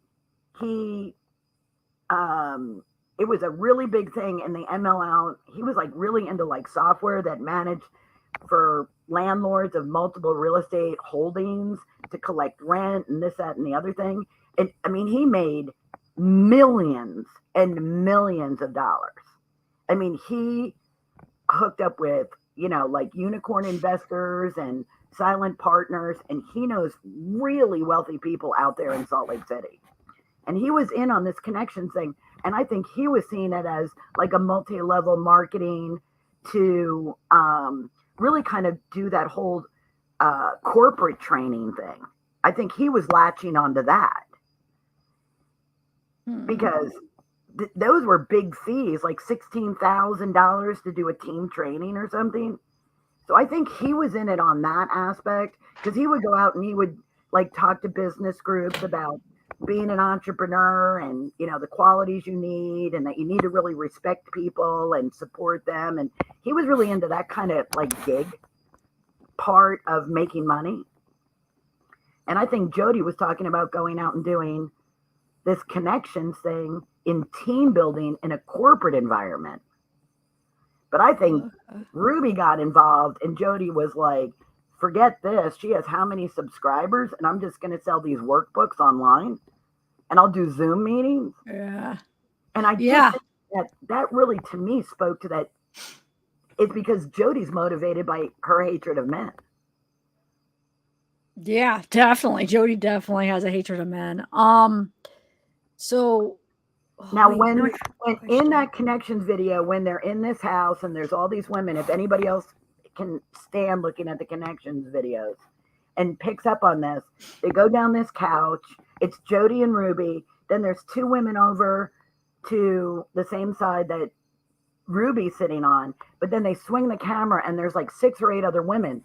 And then at the end of the couch, it's like on one side of the fireplace, there's Johnny Hanna. And if you go to the other side of the fireplace, there's Pam Botcher. Okay. And this Pam Botcher, with this whole thing that just came out like in the last 48 hours, that's where those 2 older daughters were. Pam Botcher's in this, just like Jesse Hildebrandt talked about, that Pam Botcher's been Jodi's friend since Jesse was being abused by Jodi Hildebrandt. You know, the Jesse, the niece. Yeah. So, okay. So what else? What else is going on? I just think that the big thing that's going to blow up is this connections thing. We already know what went down. God bless that little boy and little girl who is not heartbroken. But it is what it is. They're in jail. They're going to get charged. That's like just a piece of the pie. I think the real story is going to go into what Jodi was really up to with this connections. Okay. Yeah. No, I mean, I think I agree. I feel like that's like it's such a bigger thing than it's bigger than what it seems. Paying for an attorney. Jodi's attorney is like the biggest sleuth attorney in the state of Utah that there is. That Mormon church came in and gave her counsel like you can't buy. Who's attorney? Jodi's, are you saying? Jodi's attorney is like probably the most expensive, most experienced, most power wielding attorney in the state of Utah. Wow. So that's man. So you think he's going to get her out? I don't think Jodi and Ruby are going to get off. I think they're going to end up serving time. It's just too undeniable what happened to those kids. So you think they're going to do the max? Like, do you think, okay, here's a question. That's what I'm going to do, a poll question. Do you think that they're going to get the same sentence? Like they're going to get the same amount of time? Or no? I think it's going to be really hard for them to not plea it down to at least one charge that could be up to 15 years. And then they would have good time served. And I don't know what the state of Utah gives credit for good time served. But I just don't know that they're going to escape that. But Kevin's lawyer's out there going, Kevin knew nothing. Kevin knew nothing. And I put a note in chat before. Legally, the difference between serving time in jail is the phraseology of knowing that this abuse was occurring. And that's why Kevin's attorney is really making an arse out of himself by just saying always like, Kevin didn't know, Kevin didn't know, Kevin didn't know. Because Kevin will plead out to a misdemeanor and never serve jail time. Specifically on he didn't know. Thanks, Lester. What, you really think he's going to get charged, though? I don't think he's going to be charged. He's not going to get custody. I see. You don't. Yeah, no, I don't know if he'll get custody. Who do you think is going to get custody, though? You know what? At this point in time, that oldest daughter, Sherry, I think she's going to end up being the hero, but I don't know if she can take 4 kids. Yeah, I wouldn't even want that for her. You know what I'm saying? Like, she's got to take care of herself. Like, I wouldn't even want her. I mean, I think she's capable, but no, she needs to go live her life. Like, I don't know though, then where's the kids going to go? So you don't think Kevin would, are you nervous about Kevin having custody of him? Like, you think that man needs to be so far away from these children. Oh, okay. If he's brainwashable for a minute. He is not a competent parent. You can't give custody of these kids who have way more of a priority of need now besides his legal right to custody when he walked out on them. And he's still making bad decisions? And he wants to charge Sherry with burglary? Oh, come on. Yeah, that's messed up. But wait, Run the World, what do you mean? Somebody put 8Passenger back on YouTube like for her? You're saying like as like, oh, this is like for her benefit? I don't understand. I didn't know that. I thought they were. No, YouTube has shut down that. But Connections. Yeah, but what do they?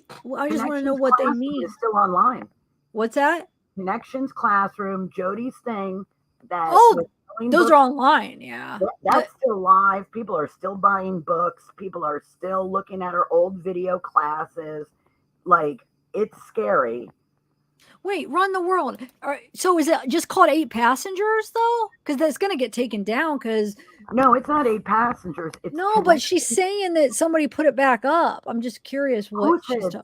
I can't see the chat. That's what I'm talking. Okay, I'm just talking about. Somebody said that someone had the audacity to put 8Passengers back on YouTube for her.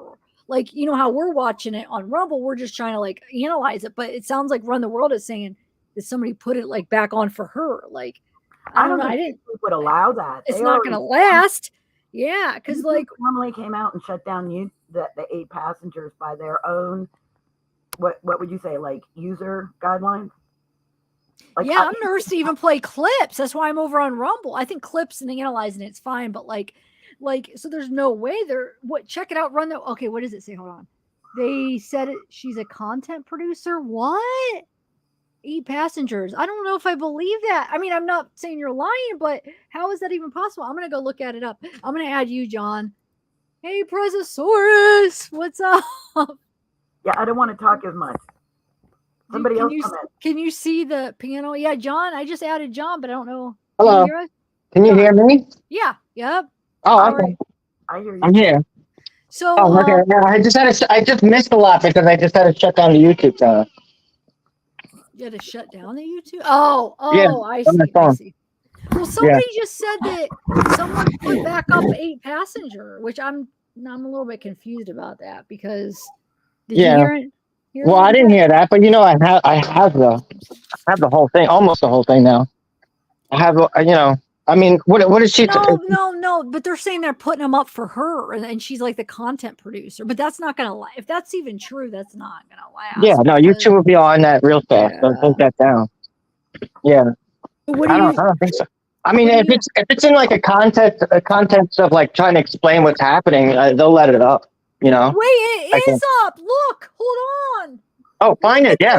Look. Oh my God.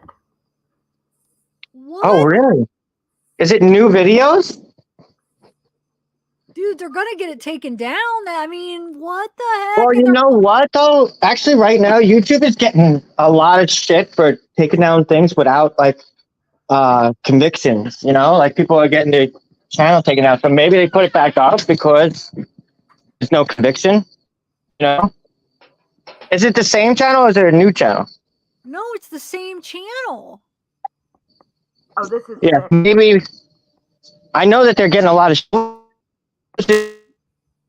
I'm wondering if it's not everything yet. They just started. Oh, they've been getting a lot of shit with the Russell Brand. What's going to happen? They're going to end up getting it taken down. Somebody probably just got it, like how we were able to get from the internet, whatever. So they probably got them all and figured, hey, I'm going to start a channel and just put them all up. And they're just going to take a chance, but it's not going to last because they're terminated. They can't. This would be a no-no because at least the way we wanted to do it, we wanted to like talk about the case and like understand it. But they're just putting it up like it's the channel, so there's no way this is gonna get taken down. Is it mine? I mean, it takes a while. They just started. Let's see, 3 weeks, a month ago. So well, I don't know. It depends if they made quota. Probably. Look up at the top. It says 3.4 thousand followers. Yeah. So but oh, so it is new. So she doesn't have her followers. Yeah. Look. Ruby did not create, nor does she possess or have access to any part of this channel. She is contracted content producer, which according to YouTube guidelines is 100% okay. And She's look a here over here contracted on the content stat, producer. This one only started September 1st this year. Yeah, it's new. That's what I'm saying. Somebody just they're just reposting it. They've got like how we got all the access to them. They're doing it. They're not. It's not. I don't think it's gonna last. Doesn't that violate fair use though? Wait, did not create nor does she possess or have access to any part of this channel. Yeah, she did create it. So they're saying because she doesn't have access to this channel that they're doing, but you're using her material that she created. You can't just upload it like that if they're terminated. Like, I mean, that's not my rules. I think that she's behind it, that she wants to keep it up then. Probably she has her lawyers behind it then. Because of the whole Russell Brand thing that got... No, you're missing the point. Yeah. This isn't her. This is somebody else. They even said that she's not any part of this channel. So this is somebody else taking her videos and uploading it. I guess. Then they're gonna take it. Nor did she possess or have access to any part of this channel. They're talking about this channel that's been created. And what day was it created?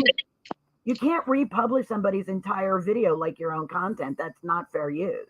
No, it's not. You're right. So, and I think that's why it would get taken down because, like, you can do snippets and stuff, but you still need to be slit into your screen.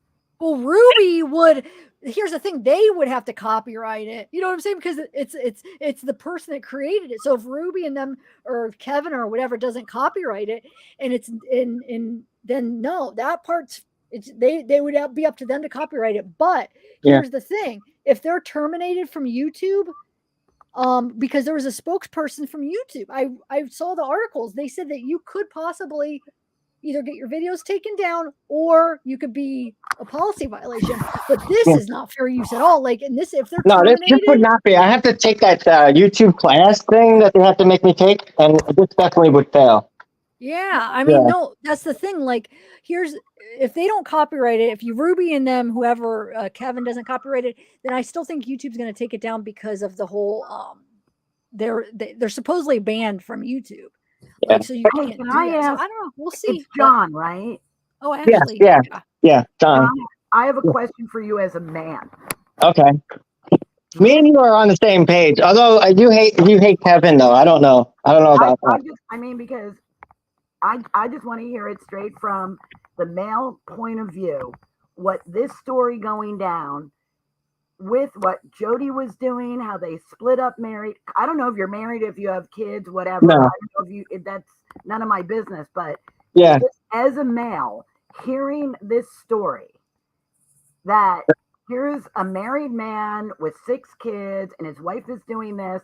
If he's good, bad, or ugly, it doesn't matter. What Connections was doing to men, I would love to hear what you think about that. Well, I think it's terrible, but I understand why these men are following along with it because they have no choice. They can't do anything. So that's why I know you hate Kevin on that, but I think he has no choice. Because it's not just Connections, it's also the church, and they will manipulate them and totally ruin their life. And that's the other thing that I was getting at. Like you were saying, this whole multi-marketing thing, this is not the only family that's huge. Like the family gets all their views, I believe, from the church. And it's like a circulation, and the church puts all this onto them, you know? So they will lose everything. Wait, who will? The church? No, the family. Yeah. I want Connections and men. The men were going along with it. How do I politely say? Because they would never get. They would lose everything. They would never get blanked by their wife again in their lives. Well, not only that, but I'm sure that they would also be excommunicated if they're going against like the church, you know? I mean, and you've got to remember what excommunication involves. That they lose everything. Yeah, because the church, the church is kind of helping them become so popular. That's why all these Mormon families, they're not the only one. There's a lot of them. And like the plane crash one. I was following a family for a while. I don't think they have anything to do with this one, but there's the plane crash family that I call it. A really subtle accusation that Adam Paul Steed made. If anybody saw his interview on Mormon Stories, which was like I couldn't even watch the whole thing. That's 4 minutes. But he I saw that. implied that he was referred to Jodi to destroy his marriage. Yeah. So do you think Wait, you're talking about the victim, right? From Jodi? That did his interview? Well, Jodi's victim that when her license was pulled because she violated his Yes, that dude. Yeah. I'm a little worried about that guy. I think he's going a little too far. I mean, he probably has an axe to grind. I bet. But he did the whole thing. He has connection with the whole what do you call it, Boy Scouts, and he took down the Boy Scout thing. And I don't know how I feel about that, because going after Boy Scouts, not the people inside of the Boy Scouts, I don't know. Like, the Mormons are really into Boy Scouts, which, by the way, Pam Bosch is really into with the Boy Scouts too, who's like president of Connection. But I really felt like Adam Paul Steed was implying that he also, in retrospect, thought he may have been referred to Jodi for Jodi to like implement a revenge on him by destroying his marriage. And it just made my wheels turn to say, were some of the bishops referring married couples to Jodi? Yeah. The intention that Jodi would split them up. Well, I believe so. Yeah. That they basically put him in a threatening kind of situation. Like, oh, do you want all this? Well, then you're going to have to play ball. And that's basically, because they were recommended. That's why I was telling Zav that, like, I think that this is going to open the door for a lot of other things. The church is going to look really bad in this. Is that how Jodi got her power in a male-dominated Mormon LDS community? Yeah. Hey, Kai, I have a question. A sniper. Hey, Kai, Wait, what? Are you covering your mic by chance? Because for some reason, I don't know if it's just for me, but your microphone's pretty quiet compared to. Yeah, she's pretty low. It's hard to understand exactly what she's saying all the time. Yeah, it is for me as well. Yeah. Is it better now? No. It sounds like you almost have it like covered up a little bit. I think she has it covered because she's trying to cover the camera. You could turn off your camera. I figured it out how to do it. That was my guess. She turned it off. I can hear much better. Yeah. Yeah, turn on. There you go. There you go. Now is it better? Well, it was for a second, but it's quiet again. Okay. It still sounds like you're covering it. But your camera's off. So if you want to move your finger, if you're still holding where your camera is, then that's what it is. Is it any better? I see that my circles are minor. Yeah, it's sort of better, but not. I mean, yeah, I can hear it's just a little hard. That's all. Yeah, same here. Yeah. I just wanted to see. Sorry about that. I didn't mean to interrupt you. No, it's all right. Where were we? I forgot. Do you guys watch any other channels like the Sisters or anything? No, I don't. I just watch the ones where they addressed everything. I watched the Mom's channel a little bit, but I just watched it after just to see if I could find anything interesting. I probably watched a few episodes, but no. Yeah. Why do you? Me? I just been watching. I was gonna say we should go back into I mean, I watched them now, but I haven't watched anything like previously. And that sister that we just played today, she mentioned an old video where she said that she's not going to be swapping the kids anymore. I don't know if you want to watch that video. That's like that's pre everything. Oh, so when it was actually happening, she talked. Yeah, about it. yes. Can you Bonnie, can you guys hear me better now? Yes. Yeah, I think it's just your mic. I don't know. I just think it's just how it's gonna be. I'm not in a studio or anything like that. Yeah, I think it's just I don't know. Bonnie, it is a little better now. Okay. Bonnie, the sister, put out a video today. Yeah, we watched it actually. We played it actually, but John, we played it earlier at the beginning, so maybe you weren't here yet. Yeah, I came in. Jonathan, can you send me the one you're talking about, or at least tell me the date so I could play it? I don't know. I didn't play it either because I have to find it. But I can't find it while I'm on here. Yeah. Okay. So how long ago would you say it was? I don't know. I forget if she said it was a year ago or 3 years ago now. I don't know. So it would be a while ago, but maybe because this is what happened. Basically, I think the way from listening to her video, she stopped with the kid swapping because the kids were getting weirded out.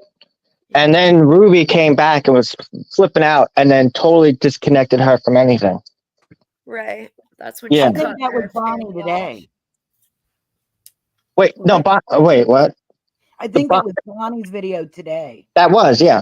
Yeah, but I think Jonathan's talking about like She when it mentioned, actually really happened. She was talking about it on her. yeah, she mentioned the video that she did while it was happening. Yeah. Yeah. So I don't know. I mean, I don't even know where to begin. It'd be hard for me to go find it while I'm on a live right now. Oh, okay. I mean, I can, but then I'm gonna be. type in Bonnie kid swapping no more or something like that. I don't know. That might Oh, be. it's in the title? I'm assuming it might come up. Okay, hold on. Let me look then. Okay, I'll do that. Yeah.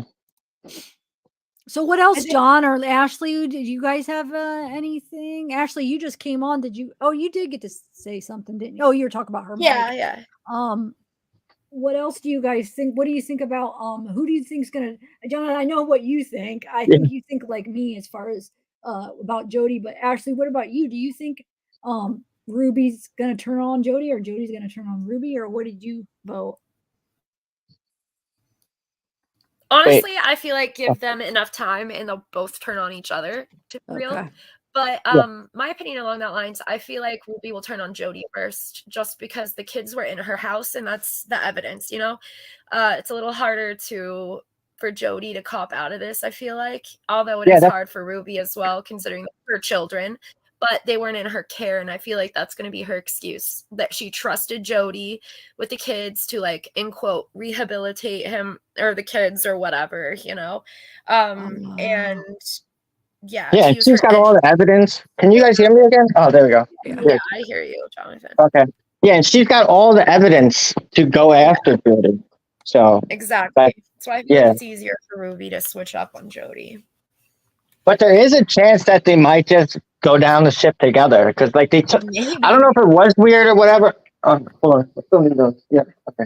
Yeah. I don't know if what was I just saying? Oh, because I don't know if it was weird that they had that hearing together. You know. So I don't know if that was weird or did they? Because are they trying them together? They're not actually trying them. Yeah, do you think they'll get the same sentence, or do you think somebody will get worse than? I think someone will get worse. Who? I think Jodi will get worse than Ruby. Yeah. Yeah. She has to because she comes from some type of authority. Well, I guess the mom does. I don't know. Yeah. And wasn't she in? Oh, Sane, hey. Wasn't she in? What supposedly wasn't Ruby not even there at that day? At least at that moment. No, she wasn't. No. Where was she? At her house, I believe. They both yeah, were she in was at her Northern house. Utah. Yeah, Yeah. I think she was at her house in a different city. So Jodi's the one that was physically the one like tying him up, right? Then. Yeah. Yeah. It's assumed, yeah. Yeah. See, so the kids I are think going to have to testify. that's true. It depends what they say. Yeah. Yeah. So I think Yeah. Jodi potentially will get it worse. You're right. But then it being Ruby's kids. But no, yeah, I think Jodi will. Yeah. And I think I think she should get it worse, to be honest, because Yeah. Me too. But not to say Ruby doesn't deserve punished, because she They're deserves going to have to absolutely opinion as well. prove that they're psychotic, they have mental nervous disease to mitigate this. Yeah. Ruby Yeah, has I a better chance of doing that. Wait, what? Ruby has a better chance of claiming like mental nervous. To Oh mitigate. yeah. And that's the other thing between with her videos and stuff. You could show it. Like if you notice, if you see her videos early on, she's like a completely different person, and you could kind of see the level of like her getting crazier and crazier and more, and that corresponds with her sisters saying the exact same thing.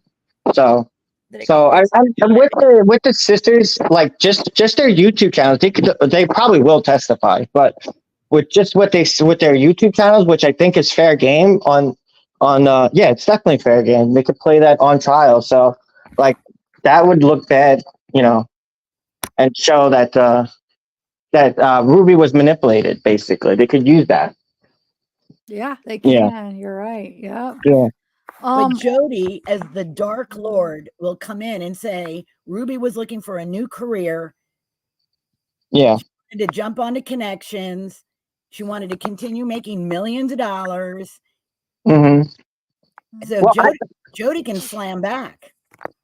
Oh yeah, I think she'll see. I like to that's call why Jodi the Dark Lord. I think, yeah, Jodi will definitely slam back, of course, because I think the church is going to be behind Jodi as much as they can, or they might just excommunicate her. I don't know. Yeah, I feel like they'll be way behind Jodi, like a lot more than they would be behind Ruby. You guys keep talking. I'll be right back. I'm going to be listening. I just got to run downstairs.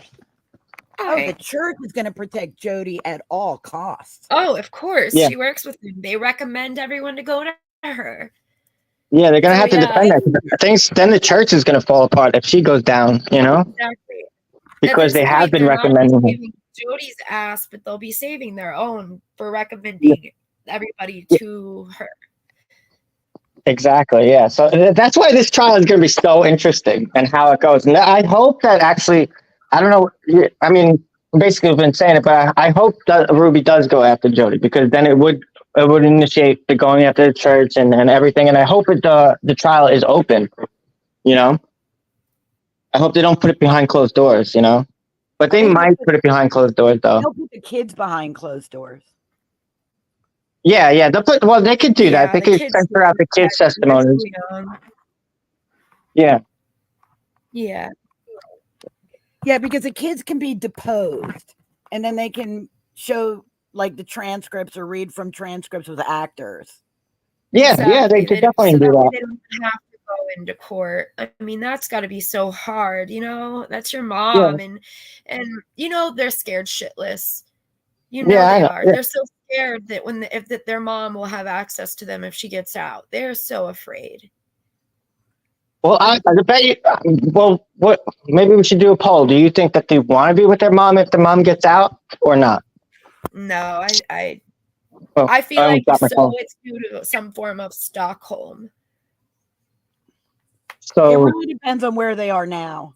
It depends on if they can bond to someone where they are now, because I mean, they need to be debriefed.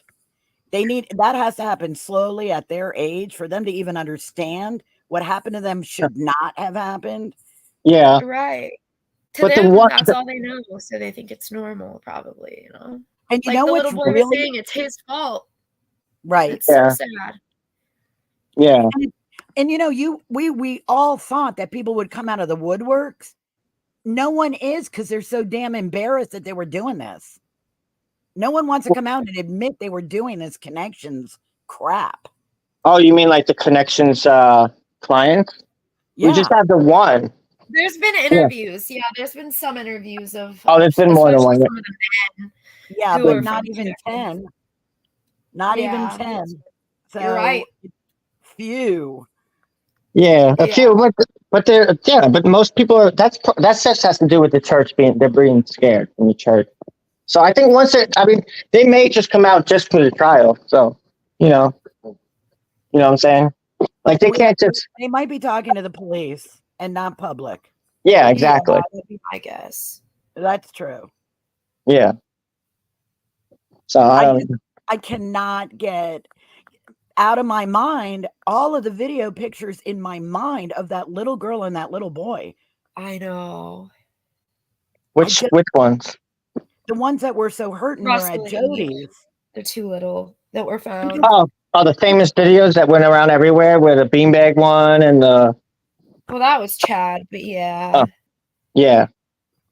Any of them, they were just so tiny. Yeah. Yeah. And by that point, apparently Russell was already addicted to porn and hurting children. I don't believe it for a moment. No, I don't believe it. But if true, it's really Ruby's fault. But well, yeah, even if he did see porn, it would be the parent's fault at 3 years old. My son is almost 5, and he still has no idea what that is, which is how it should be. Yeah. No 3-year-old even know what that is, and if so, it's because of the parents are either abusing that child or they're watching it while the parents are. Yeah, exactly. Yeah. So I don't know. The whole thing, it is nonsense. I just think it's nonsense. And I can't even believe that's been brought up at court. So, and my theory behind that, I think she just did that on purpose just so the kids would be split up. Me Just too. on I think she spite. wanted to abuse him. Yeah, it's harder Yeah. for them to talk and corroborate when they're Yeah. split up. Exactly. But So, or maybe they would know that if they wouldn't go to the sister. I think they also maybe she doesn't want the kids to go to the sisters. the oldest sister, yeah, she already has two. I don't, because the court has to take it seriously until it's founded or unfounded. And Do you guys think Jodi or Ruby think they're going to get out of this mess? yes, I believe Yeah. Ruby is sociopathic in this moment right now enough to think that she will get out of it. I think Jodi's a little more scared, but I think Ruby thinks that at some point this will all go away. Like how she was saying, how long are they going to keep us here and all that stuff? Yeah, it's just a feeling I get. But I might actually believe that Ruby might actually walk. It depends on what she says and what the evidence comes out to be. But Ruby might actually walk. I don't know. It might be a possibility. They might do a plea deal for her. You know? Well, if they're going to do a plea deal, they might do it on Ruby. Maybe. That's what I'm saying. Well, yeah. I'm agreeing. Yeah. I think Jodi's in more, but Jodi will be protected by the church, and that's what's really crazy. Yeah. And they got a ton of money, ton of lawyers. So that's also Wait, maybe. you think she's still going to be protected by the church? You think they're going to stand beside her still, Jodi? I do think so. They may excommunicate her right off the bat, but everybody knows that she's been recommended by the church. So I don't know. But the reason why I think that the church is going to protect her is because of what's his name's interview got taken down, and nobody I know it has to do with lawyers because the guy mentioned why he just said I can't talk about it. I had to take his interview down. That's it. Can't talk about it. I saw that. Yeah. Yeah. I thought it might have been his ex-wife demanded it get taken down. No, I don't think it has to do with that. He got a temporary report temporary from judgment, law probably. enforcement to take it down. It was court ordered for it to be removed. Yeah, they say he called it a temporary restraining order is what he called it. Because remember, I went back. I saw that, a temporary restraining order. That's it. Yeah. So, which is weird because I never, you wouldn't think that with a video. So I never heard that with the video. But I'm wondering if it's because maybe they got a restraining order against Adam against the church, and maybe that has something to do since he was talking about the church or something. I don't know. I believe so because he was saying that the church is connected. I think the church really went after that and got it taken down. I think that's why. So does that make the niece Jesse Hildebrandt the big machete weapon witness? The niece, I don't know. Did you see Jesse Hildebrandt's interview? I did, yes. No, I didn't. I don't. Maybe I didn't. Oh, okay. I guess I gotta look that up. Blow your mind. It's on the Mormon Stories podcast. It is? Is Jodi's niece's name. So, and does she talk good? I guess she talks good about Jodi.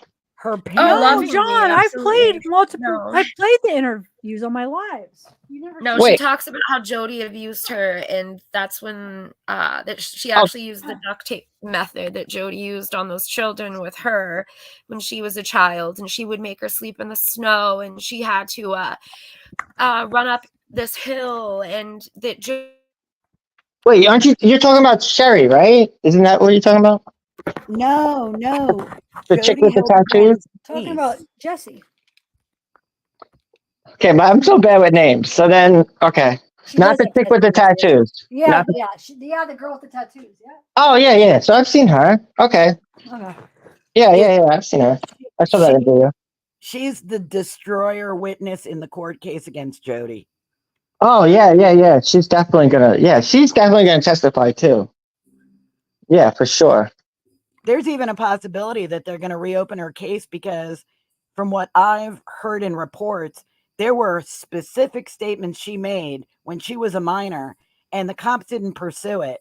And it's Yeah. now, which is why Paul Steed came out. And it's exactly why Jesse Hildebrandt came out, because they're like, we're stepping up for these kids. Yeah. So for sure, yeah, she's definitely gonna testify. I think she even said that she would too in that interview. She did, yes. Yeah.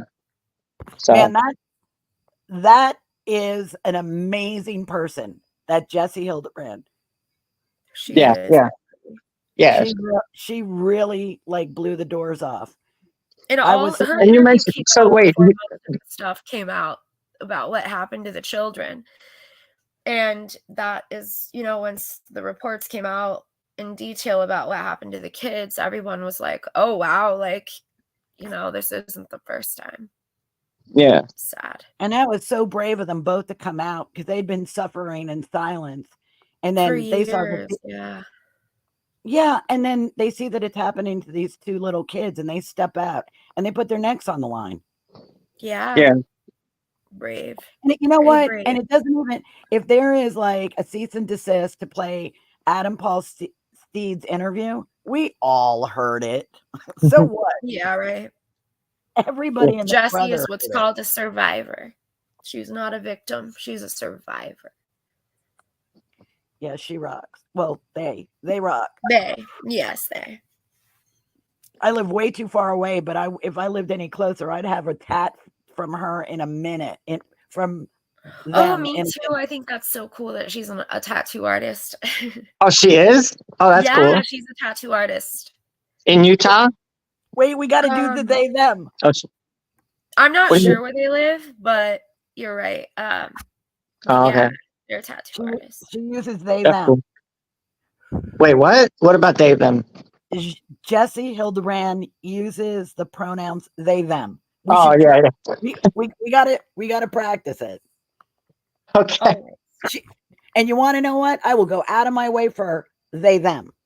I can't. Yeah, it's gonna be too confusing. I I'm know already- I have I- trouble because it's like, we're growing up. That's like you learn English and that's plural. It is hard. Yeah, really it is. is confusing, especially when you What first does that start. even mean though? Like she wants to be two people? Is that what that is? Or No, what is it's that I she don't doesn't feel like any specific gender. Like sometimes she feels more masculine, sometimes she feels more feminine, but so she doesn't or he or they, I guess, they don't conform to one or the other, so they just go by they. Which kind of, well, I'm not even gonna get into it. Yeah, that's I know. I don't You know, get it's- into it either, but sorry. I guess my point is, it's so rare that we have to like stop because, Zav, I agree with you. It's just like we're on autopilot in our language. But Yeah. I think that Jesse Hildebrandt, if I'm going to refer to they, them, and practice using the correct pronouns, Jesse Hildebrandt deserves me to stutter and say it the right way out of really honoring what she's done. So yes, Zav, I agree with you. We go on autopilot, but Jesse Hildebrandt, I'll stutter when it comes to Jesse Hildebrandt. All right. Yeah. So we have no court date, guys. When is this Jodi Ruby thing going to hit the fan? Yeah, that's the other crazy thing. It got pushed back, but I don't know when it's supposed to be. I thought we did. Look, I think they gave us They gave said us a date, but- right? Yeah, I thought they did, but I just don't know. I don't remember when it was. The last I heard, it was after October 5th. Okay. Yeah. Did you hear anything more? No, I haven't. I'm going to look it up though in a minute. Hold on one second. I want to see if I could find those court documents that the news reported in the articles they were talking about. Wonder if they're out, if I could get them. The new ones. Somebody needs a FOIA. The 911 call when Kevin reported the burglary, because we need to hear what he said on that call. Oh yeah, if you could get that, that'd be awesome. I'm gonna be listening. I'm gonna go for a little bit because I just gotta cook my steak and eat it real quick. Okay. So I'll be listening. I'll be gone for like 20 minutes. Okay. All right. All right.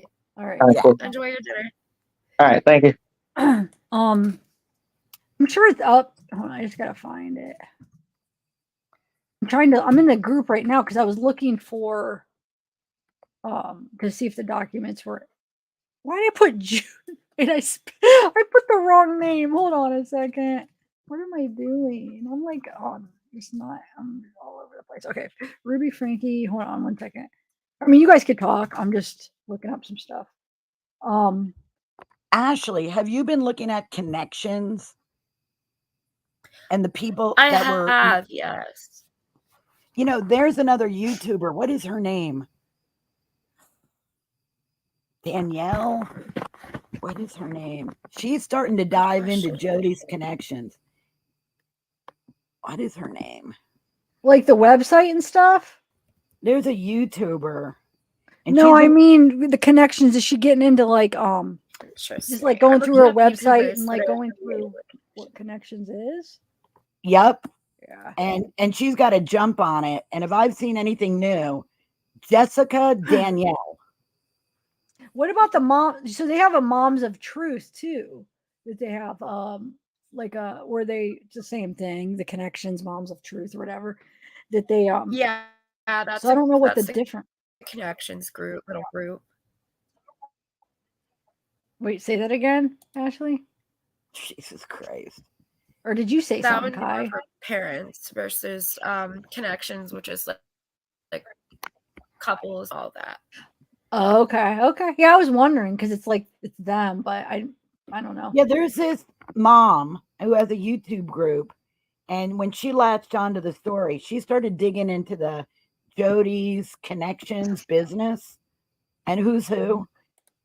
And she's kind of gotten deeper into that. Jessica Danielle. Okay. And she's a pretty cool woman. And she's been digging. I don't know that she found anything new recently, like in the last 24 hours, but she was jumping on, like I was talking about earlier, like Johnny and Paige Hannah. And there's another couple too. I think their last name might be Berry, like Berry, maybe. If I have that name right. But she started scratching out that connections and the MLM and that kind of. Oh, look at this here. So this is like connections trying to get. Hold on, I want to see what you guys think. Let me share it. Hold on 1 second. Do I have my? Yeah, here we go. Yeah, I mean, it's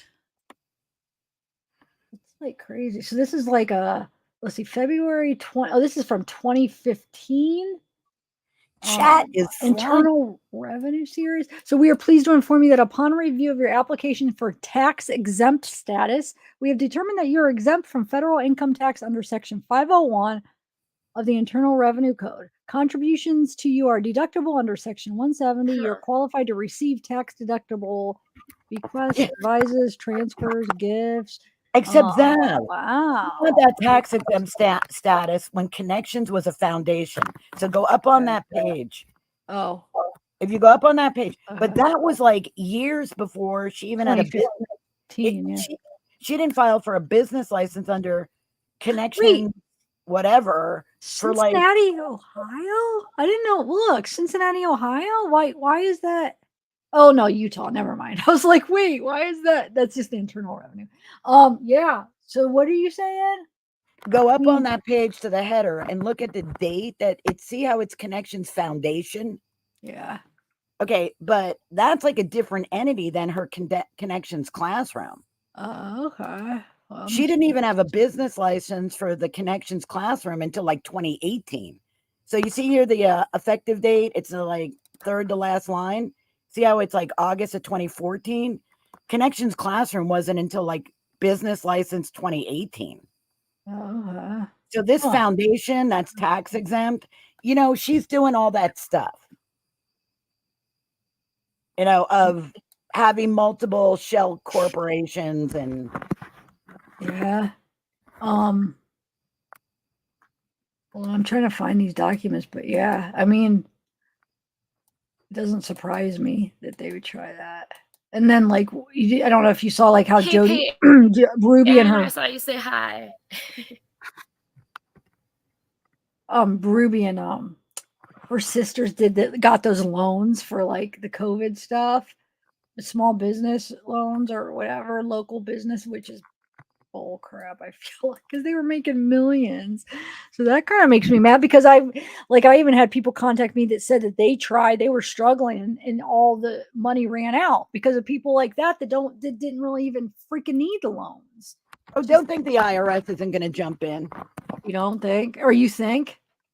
If the IRS is going to go after Alex Murdaugh to pay income taxes on the money he stole, the IRS, trust me, Uncle Sam's going to be in the I wings. hope, yeah, because that doesn't seem fair. What's not to change topics, but the IRS is going to tax Alex Murdaugh on the money he stole as income tax. And IRS is going to take some of the money he stole, if he has any money, and not give it to the people who should have gotten not stolen from. The IRS is going to take a bite out of it first. I mean, okay, there's Uncle Sam for you. Yeah. We'll see what happens. Because they could get charged with PPP fraud. You think they will? I don't know. I think people just want them off the street and away from these kids. That's what I'm thinking. I don't even know if they'll even go that route. But now it makes me wonder. I reread that channel. It makes me think that that is Ruby behind it, and maybe she's trying to get some extra money for like legal fees and everything that she's in for having that channel.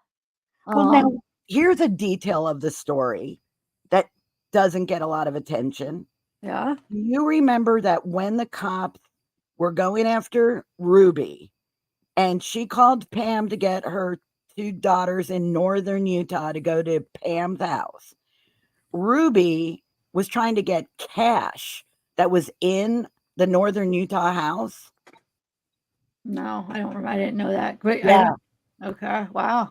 Ruby was looking for cash that was not only in a safe in the northern Utah Franke home, but also hidden in other places in the Franke northern Utah home. And no one has said any more about why was she trying to put her hands on cash, and why was Kevin mad that his passport got taken by Sherry. They were heading for the border. Oh, I see. Yeah, you think? The Mormon church is worldwide. Yeah. I think okay. They were trying to get out of the country. Wow.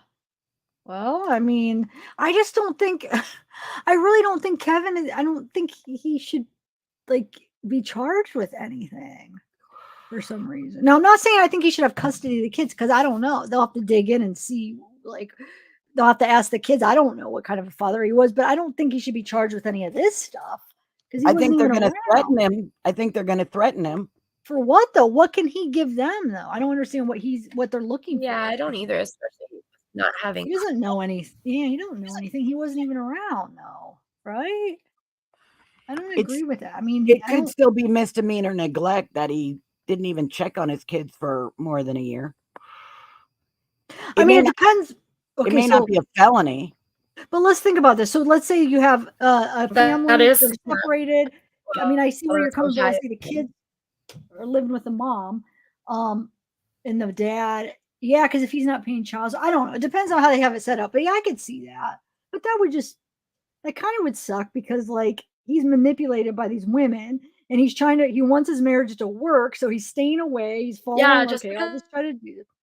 Because he didn't have. You're cutting out, Ashley. You're muted. Oh, you keep going muting. You keep accidentally muting yourself. Unmute. You're muted. There you go. Go ahead. Yeah. What were you saying? What did you hear? Okay, nothing. Just I was just saying that I don't remember. Well, I don't know. Shoot. Well, we were talking, should Kevin get charged, but he might get threatened with a misdemeanor. Because his lawyer is all over, he did not, quote, know. And that's the phrase in the law that makes it a felony, that you know. Oh, okay. So I don't think he knew, but. Well, that's why his attorney's up, down, and sideways going, he didn't know anything. He doesn't know. He doesn't know who broke the door. He didn't know. Right. He doesn't know. He doesn't know. But then the lawyer says a lot of other stupid stuff that totally puts Kevin at risk of just general misdemeanor abuse and neglect. Oh, okay. Well, yeah, I So they don't could know. have leverage over Kevin with that threat, which would interfere if he really does want custody. Because I don't know if he's going to get custody if he really wants custody, not when you just got a misdemeanor child neglect charge. That's not going to go down fast. Huh, yeah, I don't know if the whole custody thing, I'm not sure, but as far as like charging, I don't know how it's gonna work out.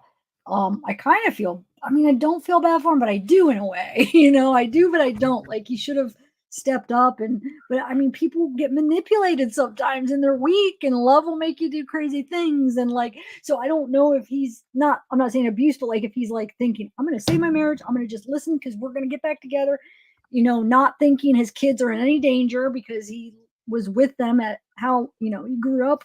He raised them and he didn't see what he thought was at least abuse at the time. Right. So I He just, could be in a way, I seeing, like, kind a of feel small price to pay for like a lifetime of his family being together, yeah. I don't know. I feel like I don't know. I feel like he's not that naive, but Okay. maybe Yeah. who knows? I don't know the man personally, so I can't say for sure. But I feel like as he's a university professor. So I feel like he's maybe a little bit smarter than that, but I feel like even the smartest person can be manipulated as well. So Wait, so you even mean like you think that he knows about the abuse? Is that what you're saying? I think he participated in it. What? Okay. Well, I feel Going no, I don't feel like he back knew from about the abuse. No. But I feel like he what knew just that happened. I feel like he didn't What just like the happened. way she parented to an extent, like with food and stuff towards the end.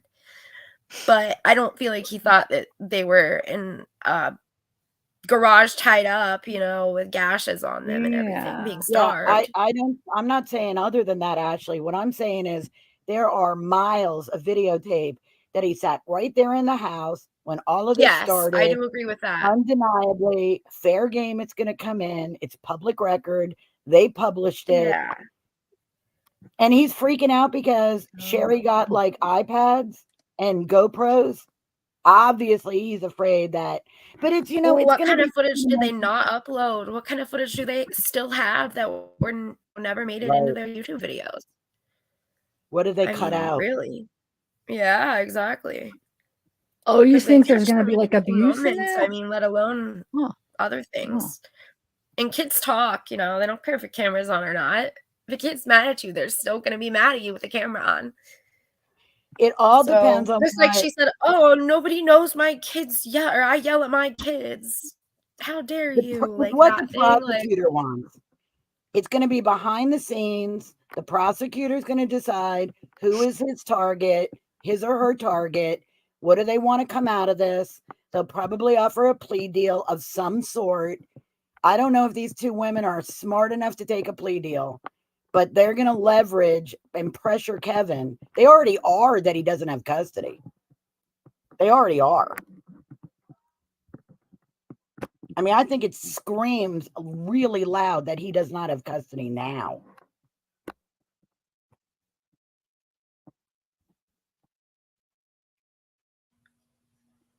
oh, bye, Zav. I'm sure she'll be right back. But yeah. Like people are saying in chat, it doesn't just start at the kid being tied in the garage, No, zavgirl, you're not even on anymore. It doesn't show you on at all.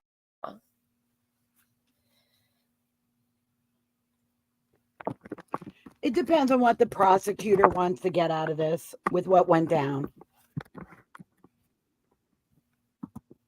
Yeah. You're not even in this back studio.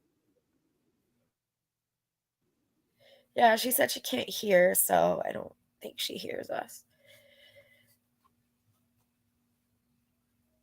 Yeah, so I agree with you, Ashley, that I think that his lawyer right now is really pushing that he didn't know. And I am not going to say he did or didn't. what really was Yeah. what the ugly part of this at Jodi's house and whatever. But it all depends on what the prosecutor wants to accomplish. Behind closed doors, are they going to go after him? Are they going to pressure him? What are the kids saying? We won't know any of that. I just think these two nutcase women think that they might get off, and I don't think the prosecutor is going to let them both off.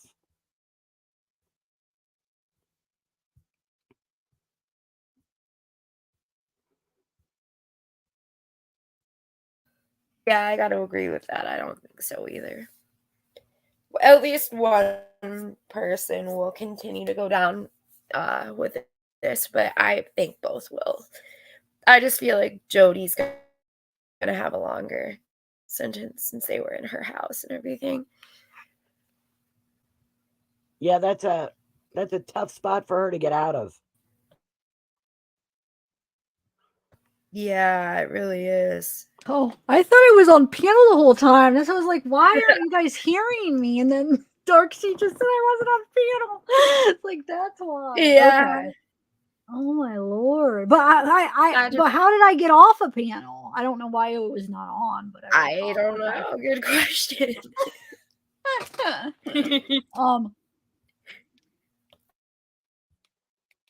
So what are you guys saying now? Yeah, I don't know. I don't even know how I feel. I feel like my perception and my take on it is a little bit different than the majority. Not that I don't agree on a bigger level, but like there's some things which is fine. It's totally fine. But Right. and Jonathan, I think you think a lot like me on this case, at least as far as how what I think happened and like what I think the issue is. But I think in the end, it's all kind of the same. You know what I'm saying? In the end Right. result, what happened, we all feel the same way, pretty much. I feel like, but how it got there is I feel like is where I differ. How I think how it got Yeah, there. I get it. But as far as Kevin, I think I differ on my opinion with Kevin too. As much as I don't know anything about him, he might be a bad man. I don't know. But I just don't think he's involved in this abuse, like this whole thing. So I don't think he should be charged with what Jodi and Yeah, I Jodi feel did like to the my opinion kids. kind of differs with him too. Yeah. No, I don't think that it could be raised to the level of felony that he knew. That I don't is the either. difference in the phrasing. Yeah. But what I was saying when you were off panel, Zav, I don't know if you could even hear. I was saying it all depends on what the prosecutor wants as an end game. Are they going to pressure Kevin? Are they going to threaten him with a misdemeanor? And are they saying that maybe you can't get custody because you're going to be charged with misdemeanor child neglect? Like, it all depends on what the prosecutor wants to get out of it. And that's really a lot different than what we all hope. God, for the kids. It's all of this legal stuff and what adults are going to take care of them. And it's like, all of these adults are nut jobs. They're nut jobs. And so then I go back to those kids. Those kids don't have any adults that really anyone in the public would even have an awareness aren't nut jobs. Or Hold also on, I'll be right back. Hold on, my girl. or like the Ruby's sisters being on YouTube, that's not going to be a place where they could go either. Those sisters are building houses and they've got a lot of finances wrapped up into, like, I feel in a way bad for Bonnie that she saw this gravy train of being on YouTube and was living that lifestyle, but they're building that house and they got bills to pay. She can't stop. But if she can't stop and she wants to try and earn a living off of YouTube and try and pick up some pieces, her Ruby's kids can't go into her house while she's doing YouTube. So, like, we don't know the extent of the adults in the kids' family, extended family. And, that'll be up to Child Protective Services. All right. To figure that out. So there's all this crazy legal stuff with the adults, but then you stop a second and you go, the kids. Yeah, right. That's the sad part. It's almost like in like even Bonnie's YouTube videos, it's like the kids are an afterthought. And it's so sad. I mean, I've not heard her or really I don't think any of the sisters in any of their videos just be like, I hope the kids are okay right now. Like it's just sad. It's kind of like me and my channel, and this is what's gonna happen. And like we knew this for years, so okay, see you in my next video. And it's kind of sad, man. Like I just find kind of a lot of the responses kind of tacky, but I don't know. Then again, if it were me though, I would be like, okay, I hope the kids are okay, you know, like that's kind of main priority in my book. But I don't know. I guess when it comes to the sisters, and I agree with what you're describing about, are you there? Yeah. Oh, you're there. Okay. Yeah.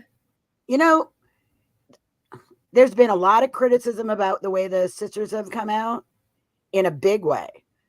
But I guess I also have to say to myself, you got to give them a minute to just have gotten hit on the back of the head with reality, to process it, realize, learn, try and figure out a different way. This is a huge, huge life lesson for them. But we all need to give them a minute to really kind of go, what just happened? I need to change. How do I change? And learn from it. Because tomorrow's another day. And if that's the only thing that I hope for those sisters, and a lot of people that are out there going, privacy right for minors on YouTube. Privacy right for minors on YouTube. Right. And that's like a global question anyway. Yeah, to an extent, I believe that. Yeah, to an extent, I think that children should have like that are on YouTube with vlogger parents and everything, you know, or just YouTuber parents in general, should have to follow guidelines of the child actor laws. Yeah. To start. Oh, but everyone's zavgirl. I know she just said it in chat too, but she asked that I let everyone know We've that already done it in France. That I she'll mean, be what? right back. Right. Yeah, exactly. Okay, wait, there there's Sorry, something wrong. She'll be back in a few minutes, guys. Hey. No, but look at the thing. So when I went down there's nothing is showing up. That's why I ran back upstairs. Now look at the views. What happened? Can you bring it up? It just disappeared off of my when I was downstairs talking to my grandma, and I was, because I always bring my phone and I keep the chat on, Yeah. the live on, so I could see what's going on. So I ran back up because It says your Georgia said video is YouTube booted the unavailable. live stream. What do you mean? Hold on. What does it say? What do you mean booted it? When I just go to your site, Oh, as wait, if now I'm worried. Hold on a second. it says Booted video it. unavailable. But what does that say? What does that mean? I'm Hold trying to on. see what's going on too. Hold on. Let me see. I don't Sorry, have a guys. YouTube Wait, phone. hold on. Joy, hold on. Oh, it does. It says video unavailable. All right, hold on, guys. But the stream is still on. Like on StreamYard, it doesn't say end stream though. I'm confused. Chat is disconnected. Look, I've the not time seen is anyone comment. the Since you time did is at still 9. going. Look. Did it get? Does it? We're not even playing a Yeah, video. I've just not seen No, anyone wait, we're not comment playing a since you did. video. I'm confused. Hold on a second. Did we say something that could have gotten trouble? No. I don't think. What were we? I don't know. I don't. It's freaking 8 passengers content, Zev. But I don't even have 8 passengers in the title though. How can YouTube You're boot? right. How can YouTube Just boot talking about somebody them. discussing YouTube? But there's still 5 Yeah, of us it's on here. weird. I I don't don't know. think we can, but there's still but- 5, it says. Hold on a second. I almost might have to end. I don't know if I should end the stream because I don't think anybody's on besides whoever's okay. It's us 3 is probably on it, and then is there anybody else on it? There has to. I Are you don't know. guys I on don't it see more anybody on more than commenting. one person? I'm gonna go. Yeah, no I'm one's looking at you. commenting. I'm sorry, guys. I just ran downstairs for 1 second and look what happened. All right, hold on.